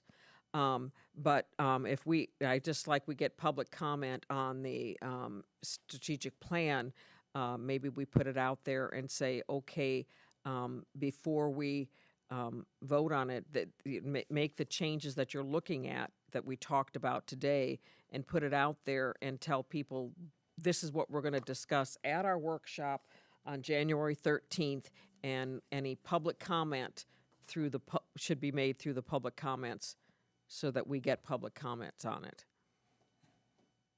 Tom? What I was kind of hoping for was a more expeditious kind of process here, is that in our conversation today and our dialogue today, that we are altering a discussion that has been ongoing for several months. And I think we've all had time to sort of think about how we'd like to have our board meetings be. So I was hoping that in today's conversation that we'd get to a place where we'd say, yes, we're ready to advertise it, leaving here, and that we would then be ready for public comment over the next board meetings, so that when it comes time to vote, we will have already heard the public comments. So that's really what I was hoping, that I would like to get this moved through and on so that we can do some student work. So the fastest we can do this is in January. Can't do it today. So the next board meeting is January the 18th. So we could put it on then and have comment at that time when we have the hearing of citizens. Are we going to get a clean copy of it on No, for January I'm going to leave 13th? it like this because I think it looks really nicely. Just a couple of procedural questions. Do we have consensus on the no taping of the comments after the meeting? Is that something we can delete? I don't know if we've really reached consensus today on any on several of the points that are still in contention, or is that a futile question. So you're talking about comments at the end of the meeting being taped or not? Yeah, yes. I thought I heard, I think I wanted to hear consensus on that point. I think we're asking for enough changes and let it stay being taped. Let it stay being taped. Okay, let's Okay, do that. so that's out. That make Not you gonna happy, do that. Karen? And we're going to get rid of the sticks and stones. Happier. Sticks You and asked a poles. question. Am I permitted to answer it? Yes. Thank you, Madam Chair. It's not about me being happy or unhappy. I don't personalize any of this. It's about making sure that our community feels heard. And I do not agree to making changes in the midst of what's going on in our community. So I'm not sure how you define consensus. I am a full believer in going out into the community and building relationships. I'm not opposed to change. Change is inevitable, and I think that you can do great things with change. I think the timing is off. So when you say consensus, I'm not sure what you're looking for. I've made my perspective, I've articulated it quite clearly and ongoing. Okay. Shirley? Well, I've heard from a lot of people who say they want more order to our meetings. I've heard from a lot of people who have asked that, so I'm listening to those people. And I also want to think, so we're going to take out the off-air comments on page 3B, and then also down on 2, participants must be recognized by chair or vice chair, or how are you going to Yep, got that. must be recognized. So that change has to be done too. And then on page 4B, sticks or poles. Got that? I'm opposed to sticks and poles, but I guess I don't have a vote on it. I'm opposed to sticks and poles, but I don't have a vote, so I'll refrain. Okay. Tom, anything? I'm good. Bridget, anything? I'm not going to be redundant in it, but for purposes of tweaking this, public comment is normally limited to 1 hour per meeting. Is that meaning we're just putting that in there, but we can extend it? Is that? We could rescind it if we had a special meeting that we had a certain requirement, but normally in a board meeting, we will have up to an hour of public comment. And that's open public comment, not on agenda, or is that in general? It's the agenda people first, and then others to follow in behind them. So a total of 1 hour Yes, for ma'am. both. Yes, ma'am. And I would imagine, I'm sorry, I don't want to be interrupting, but I think a motion by a board member to extend that time Yeah. Yes. could be made, and then Yes, Yeah, that's true. That's right. that would be. Anything else? Anything from you, Mr. McKinley? No? I Nothing? think I've Think we've overstayed got my it? welcome for the moment, so thank you, Madam Chairman. Dr. Asplin? You're good? Everybody good? Okay, thank you. So how are we doing on time? We have till 12:30, correct? We're doing very well. I wanted just to mention a couple of things. We did have an FSBA conference last week. It was very well attended, and it was really a good conference. One of the things that I found out there that I think we might want to look at for this next year is that when we do our reorganization meeting, have the board meeting first and the reorganization after, so that the board chair, who has already been prepped on the agenda review and what's going to transpire, we do that earlier in the day before the reorganization meeting, so that that person gets that piece of work done, and we have a better flow than doing the reorg and then taking over very quickly. And some boards are finding that that's a better way of doing it. You don't have to have the reorganization meeting on the same day as you do a board meeting either. And then there were a lot of things. I went to the chairmanship meeting, and I found out a lot of finite things that I think will help us. And maybe at our next workshop, we could schedule some time to go over a few of those. If we have time, we have a day of a workshop, right? Yes, we do. We already have 4 items on Does anyone else have anything that they wanted to put on the workshop in January? Bridget? I just want an update on strategic plan because where we and I know the evaluation piece. I think you already have something in there, but I just like to lock that up. Shirley? I don't know that we need to have it at the agenda, but I see that we're buying a new program for HR. Do you look at it? It was in the we're buying it with the ESSER. ESSER funds. It's that. Well, maybe you'll learn about it too. I just wanted to comment too. The FSBA meetings I thought were really great. Something they did differently is they had a panel of superintendents speak to us, and they talked about the kind of relationships they'd like to have or do have with their boards, and the thing, no surprises, that open communication was always. Everyone said communication was the key to working with their board, and apparently there's some boards they have members that try to surprise the staff or whatever at a workshop or a meeting, and they said that's never good. But they also had principals, and the principals all said they really liked having board members come and I guess make the appointment, so they know you're coming, and to show off their schools. And then we had students speak too. And I was surprised to see how many members of the state student council, the local student councils are members of the state board. And, I'm thinking maybe we need to talk to our students more. They had some good ideas. One thing that the one girl says, she said she'd like to see that they have a course on research. She said because they did something and they really had to learn how to research something, and that might be something, that we could tie into some other things.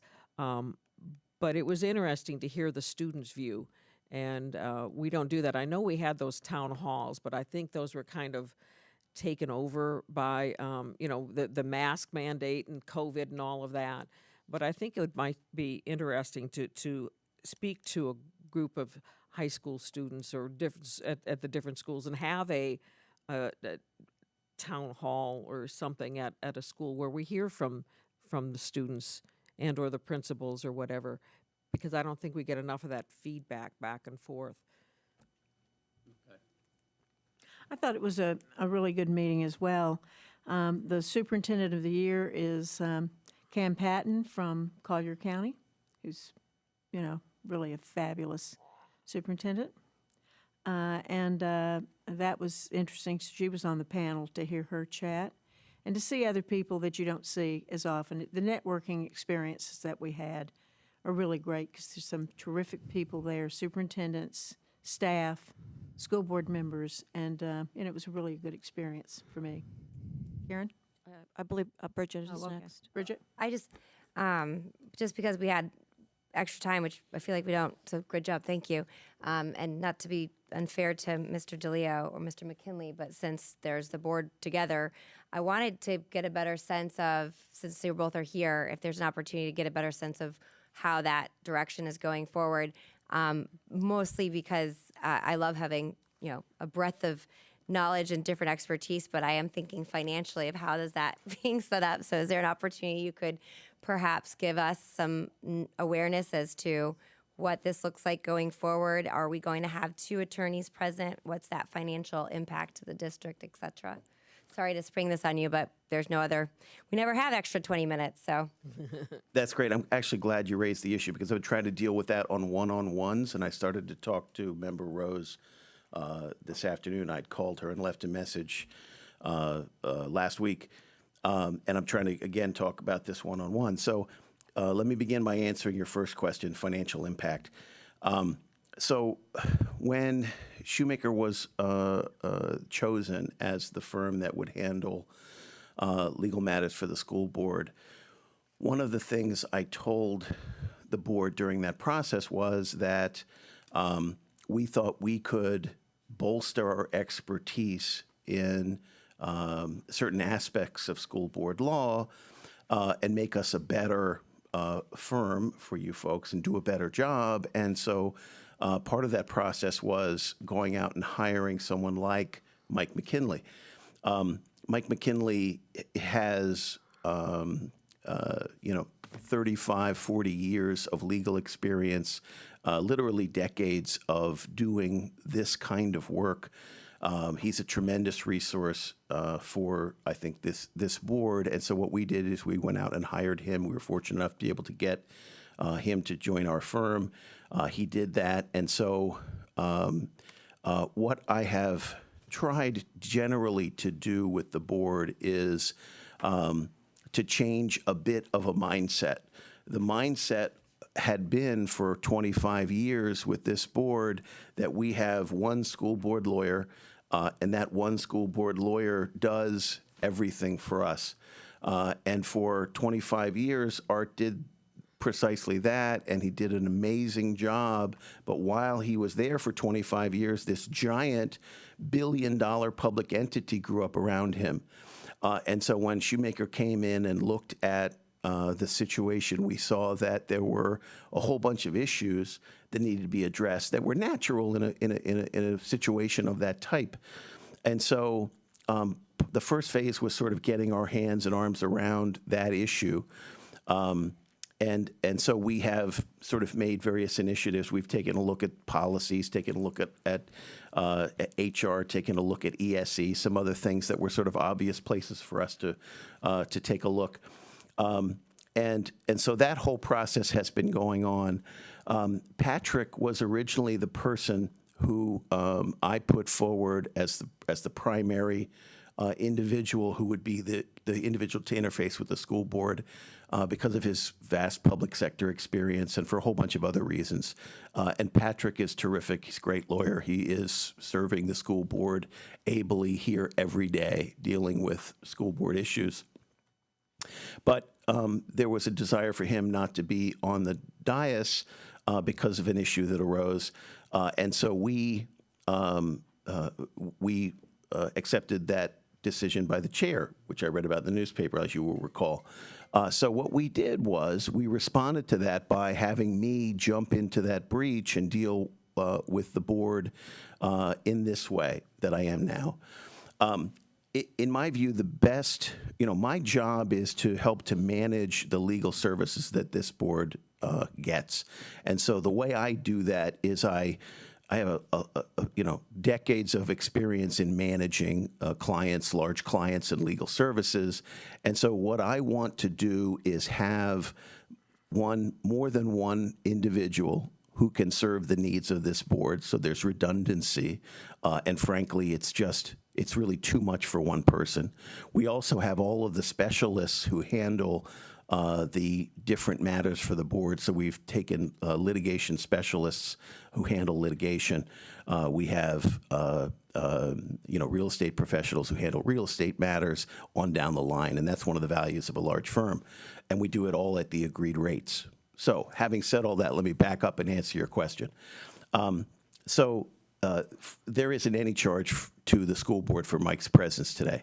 That's really something that we do because what I'd like to do is I would like to bring Mike in to serve as a more front-facing role on the school board because he is someone who has a tremendous amount of experience and frankly would, I think, be better qualified largely to do the role on the dais, for example, and interfacing with the board with respect to policies and other things. I would like to increase his role. Right now it's largely behind the scenes dealing with school board issues.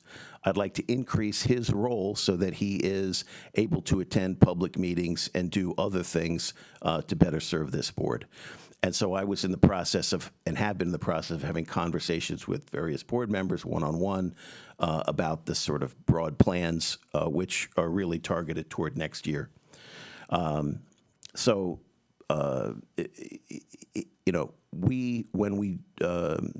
we got the contract, we agreed that we were going to deal with a cap. Yep. Okay. And the deal essentially was, absent extraordinary circumstances, we're going to, do the job for that cap and stay under that cap. And that has been a large focus of what I'm doing. I see a lot of things that need to be done, but I'm very, very cost conscious, and you have to be when you're dealing with a governmental entity. It's not, it's public money. And so that's generally been my approach. So that was part of my question because of the agreed rate and knowing and having reviewed the contract, understanding there's a plus or minus, but there was a ceiling. So that's why I was asking, and I recognize you have a large, there are other clients that it was in being here for hours on end. And so just wanting to make sure we aren't being blindsided by that. That's why I wanted to ask that question and understand what the process was going to be going. Sure. So I keep an eye on that number all the time, and we may face a reckoning where we have to figure out whether or not, because of all the mask stuff that happened and other things, whether or not we have to come to you and say, hey, do you think that amounts to extraordinary circumstances? We may not, but I'm keeping an eye on that number. And we're constantly looking for ways to drive down cost, as we said that we would. And so, I can come to the board and talk about those things. I'd love to talk about what we're doing, what we'd like to do, and our plans to continue to drive costs down. I could talk about that at length. Well, and then if there's one more thing, since I have you on under legal, this could be a workshop, but something we had done previously was more on a quarterly basis, but I know the county, for example, does this almost every time they meet. Any litigation that the county is involved in or that's pending, they give the board members a list of it, and then they just initial it that they've been aware of it. Is that something you could do for the board? Absolutely.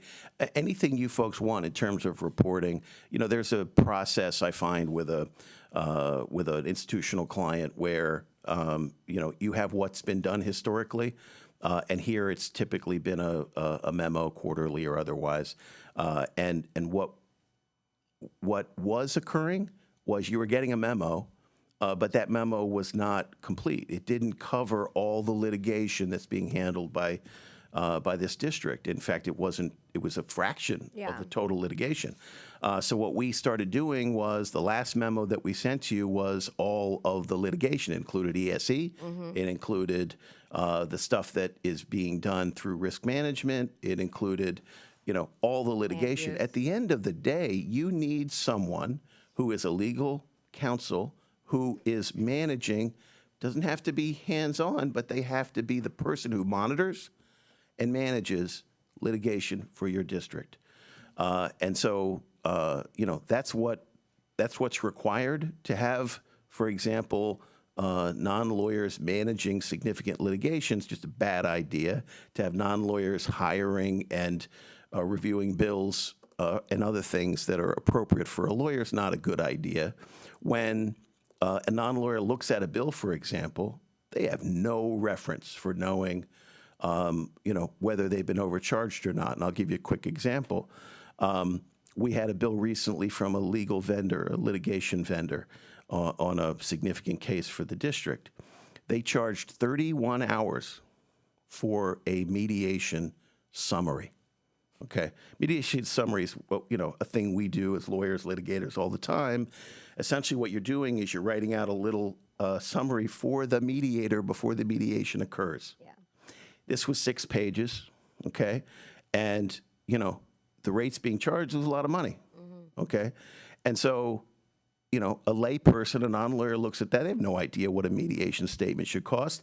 I contact the lawyer and I say, this is cuckoo, okay? What are you doing? What's the problem? And, Meant to be 3, not 30. they took care of it. No, it wasn't, again, that's an example. It's not a mistake. It's just, it's human nature. If you aren't being watched, if you aren't being managed, people are inclined towards sin. That's human nature. So, anyway. I just want to mention one other thing. And I wanted input as well, please. Yes, go right ahead. Thank you, Madam Chair. I wanted input just to make a statement relative to this conversation, and then I wanted the opportunity to answer your question, which was priorities for future agenda items. And I certainly want to say I very much appreciate you offering for us to give that input.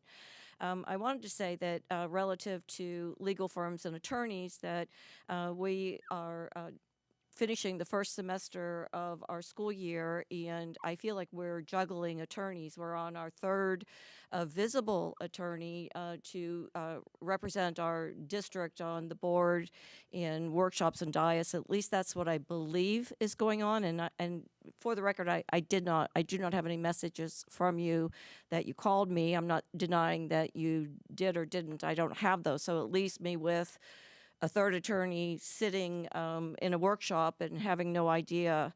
I do want to also point out that the attorney that I don't know, the new attorney that is sitting here, was an attorney that the majority of this board chose to not hire, and that the firm that we chose to hire has now hired the attorney that the majority chose not to hire. So I think it's valid that who's on first and who is on second. Having said that, I very much appreciate the opportunity that my priorities for agenda items are to hear how we are building quality in our schools. And you did your most recent video, Dr. Asplin. I sent you a message. I absolutely loved it because it focused in on my priority and what I would like to see at workshops, and that is, how are we monitoring academic success? What are those tools? What is the timeline? It would be awesome, in my perspective, to share how that is happening so that I, as a board member, and our community could see our successes, how we are using our budget to support those successes, and look at our challenges that are in that data and actually see us growing. I think that would be of great benefit to how we make decisions about the budget. And even more importantly, when we've had a lot of dialogue about engaging our community in speakers in positive ways, it is, for me, the heart of the work that we do, and it would be an opportunity to point out those successes. And I encourage anyone in the community to look at the video that Dr. Asplin did. It showed teachers at work at one of our elementary schools doing just that. And I will say again, thank you for that, and I loved it, and thank you, Madam Chair, for the opportunity. Well, thank you. And I would say to all of you, please, let Dr. Asplin, let us all know what kinds of things you want to talk about at these workshops. We're going to have one workshop a month and not two. We're going to have board meetings at 6 o'clock in the evening, which is easier for those community members to come out and participate. So, I think that will be helpful. But please, we are listening, and I am listening, and I do not want you to think that, this is top down, because it's not. One of the things that's near and dear to my heart is the referendum, and I'm going to give you a collateral piece, which the district has put together that talks about the referendum. And I also want to give you a website, it's not on this piece, that you can go to for questions. We have a great Q&A that's growing. Sheila Wise, some of you may know Sheila Wise from past days. She was our communications director for many years, and she's working with us on the referendum. But I wanted you to write this website down. It's yes, the number 4, schools, plural, 2022.com. That is our website. Yes, for schools, 2022.com. And that is where you'll find more information, or people can find more information about the referendum. I hope that we're not confusing the penny sales tax for next November and our referendum, which is now March the 8th. Overseas ballots will go out January the 23rd. And early voting will be 9 days before. We'll have 2 weekends and 5 days beginning in the week in between for early voting from the locations that we normally do early voting at, the one in Northport, the one in Venice, and the one here. And there may be some other opportunities for early voting because of Longboat Key has some items on the agenda. And we may also have the single-member district for the county commission that may also be on that ballot. I guess that decision is being decided on today. So just wanted to mention that to all of you. Yes, Shirley?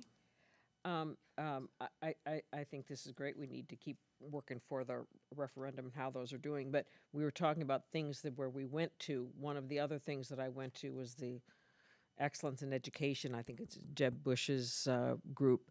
And one of the speakers they had there was Amanda Ridley, who wrote a book, High Conflict, and which was something that school districts across the country, because this wasn't just Florida, it was across the country. And they talked about fire starters in conflicts. You know, it's when you start with groups of us versus them, and when you start assigning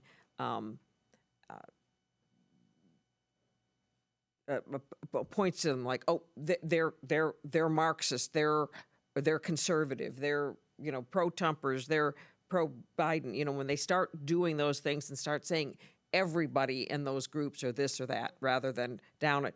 But one thing that they also brought up, she said, well, there was something I hadn't thought about, and that's conflict entrepreneurs. And she said there are people who, you know, have an interest in keeping conflict going. And, they see that some of this that we're seeing now is from these conflict entrepreneurs. You know, they're persons, groups, businesses, or the media that get a return by having people upset, and, you know, be it, you know, more likes on their Facebook page so that they get paid by organizations, or newspapers by having headlines that may not necessarily reflect what actually happened, but always go to the negative. You know, it sells more papers, you know, so those kinds of things. So that's something that you have to be wary of, is those conflict entrepreneurs. But it was a great book. And one of the other things that we talked about at FSBA, Duval County increasing their numbers, but they were looking at not just how they're increasing the numbers or increasing the gap or reducing the gap, but they said they're looking at those points that the state gives you when they're giving the grade. And even though a school is an A, there's ways for that A-rated school to improve, because even at an A-rated school, there's students who are at 1 and 2, so that we shouldn't let those students fall behind, that we need to be looking to make sure that those A-rated schools are also reducing their numbers of 1 and 2 rated. So, you know, I hope that's something that we're looking at in our doubt when you're coming back with the results. Tom? Okay, back to agenda items that we might be interested in. I'd like to get Neola off our plate, so if we could get that taken care of next month.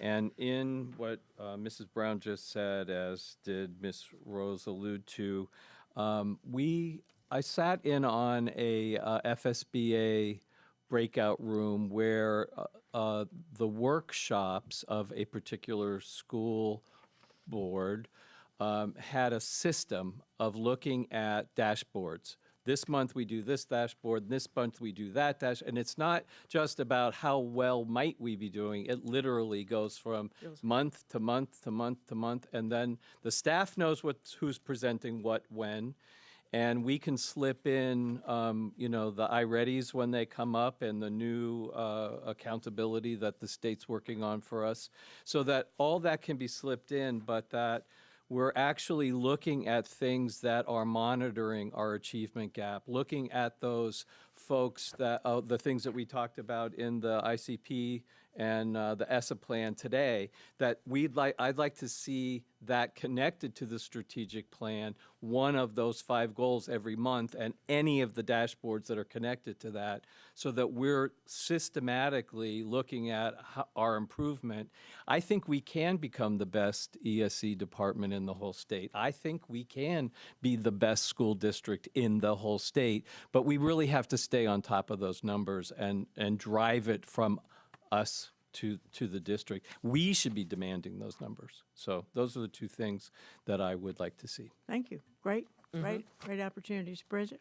To that point, it's funny, when Dr. Aspen and I myself and had that one-on-one with Corey, that was something that I'd mentioned from a progress monitoring when it came to the strategic plan, having it baked out as our workshop specifically, saying, this is exactly where, and doing it thoughtfully, because I don't want to rush through it, wanting to make sure we have enough time so that we know in advance, like, this is where, and being thoughtful with what's going on with staff, or will we have the data for those items, or whatever you're doing to progress monitor them. Because my concern is always, we have good ideas, but then are we evaluating them, and how are they being executed? And we need to be updated on that. We don't need to manage all of that. That's your job, but we have to know about them, and they will dive into the academic pieces of which again, then enhances where we want to go from a budgetary standpoint. So I don't know, I keep harping on the strategic plan because it was kind of this big umbrella where we're focusing on and a lot of time investment, but like I said, I like what Tom's saying, because that's exactly where, when we go into our workshop, we could add some additional like current events or hot topics, but we know going in, we are specifically diving into the academics piece. And so do we have an idea of what that schedule looks like at this point? Do we have an idea? Okay. Yes, so, we have 5 goals, and starting in February's workshop, Chris Renoff is in charge of goal 1. That's the academic goal. He has 5 strategies. He's going to give us a update on his progress monitoring in those particular strategies. And then goal 2, February, March, April, May, all the way through. Goal 2, goal 3, goal 4, goal 5. And then when we're talking about maybe goal 4 or 5, when it's a couple months down the road, we might still bring Chris in for just another academic update at the same time, so that he's not sitting out there for 5 months before he gives his next update. And so those are on the workshops, and then we can add other items to the workshops as we need to, like we've discussed before. But that's the plan, to give the progress monitoring update on the strategic plan each time. Goal 1 is really important. Yeah. Ditto. I'm sure Chris would love that too. I agree. Tom? I just want to add to that. The ESSA draft that we saw today, those funds are connected to each one of those 5. So I'd like to see not only the strategic plan discussed, but then whatever data is coming out of the programs that we purchase with the ESSA funds, condense it all into, and I don't know that it requires a whole lot of conversation, just need to be able to see it. Right. That sounds good. And then in January, the next workshop, we have CTE programs that we are going to go ahead and have Tripp and Ron come in and work through that with us. Math adoption update, that's on there. Challenge materials process, just so everybody's familiar with that process is. And then also our reading pilot that we have, we're going to give you some information on that. Then our goal is to make sure that the strategic plan is finalized by the end before we leave for the break, so that in January we can roll that out as the final plan. And in February will be the first progress monitor on the strategic plan, goal 1. And then, go ahead. So we'd be adopting it formally in January? Yes. And then the budgetary items are going to start illustrating the goals? Yes. On or not just budget, but any agenda items are going to align to the goals? Yes. Okay. And we do need to do an instrument and get an evaluation together for Dr. Asplin. Right. And that we'll actually evaluate him in the fall after we have documentation on all of our measurements in. Karen? Thank you very much. I just wanted to get clarification from Dr. Asplund for the community, because I'm continuing to be asked the question, and see if my understanding of it is accurate for purposes of unity and moving forward. And that is that the overall strategic plan that we have talked about and discussed, from my perspective, is some very global goals for our district, with some hard end goal data for each one, and that any other work that is being documented is happening right now, and we would get the results of that work in these progress monitoring pieces. And yes, I'm all for it being Mr. Renoff and academics. So as far as I'm concerned, the rest of you are all off the hook. But am I correct in that? Because there is this belief in the community that there's all these layers that we're not talking about that are in print. And having done this work and know how diligent our staff is, it's actually employing the tools and getting the results and modifying as needed live, so to say. Is my perception correct? And before you answer, I see those goals as extraordinarily positive and good, because they're taking the culture of our discussions and the focus of our work and putting it on what we've all agreed upon, from staff to community to this board. So please clarify, am I correct or Yes, off you are. target? So the first 17 pages of the strategic plan have the 5 goals, and under each goal are the North Star metrics, so to speak. So under goal 1, for instance, there's 3 metrics ranging from early childhood, learning gains for all, and then seniors and college ready and so forth. So we have those 3 North Star metrics. Then under that, we have the 5 strategies that we're going to utilize to get there. And then in pages 18 through 30, they outline some of the activities that we're going to utilize for each of those strategies. And so in February, for instance, when Chris gives the progress monitoring update, he'll talk more along the lines of those 5 strategies that pertain to that particular goal, okay?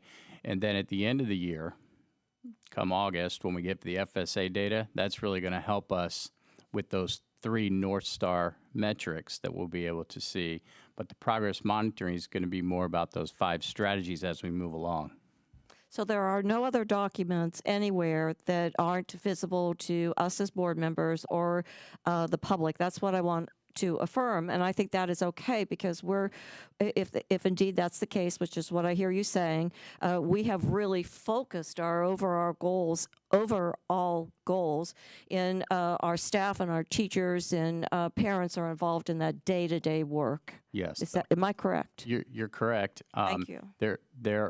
Obviously when we do our work every single day, there's many documents, many things that we work on to be able to get to where we need to. And then what we show you is, what does the progress monitor look like? So you're not looking at 20 pages of work, you're looking at 1 page of a summary of what that looks like. Thank you. Okay. Agree wholeheartedly with everything you said, and just want to confirm that for the community, that we have some awesome goals, strategic plan, but it's more global, and we'll be reporting in. All right, thank you. Thank Mr. you. Leo. Thank you. I just wanted to wrap up the discussion of legal and respond to a concern raised by Ms. Rose. Long ago, this district outgrew the model of providing legal services by one individual.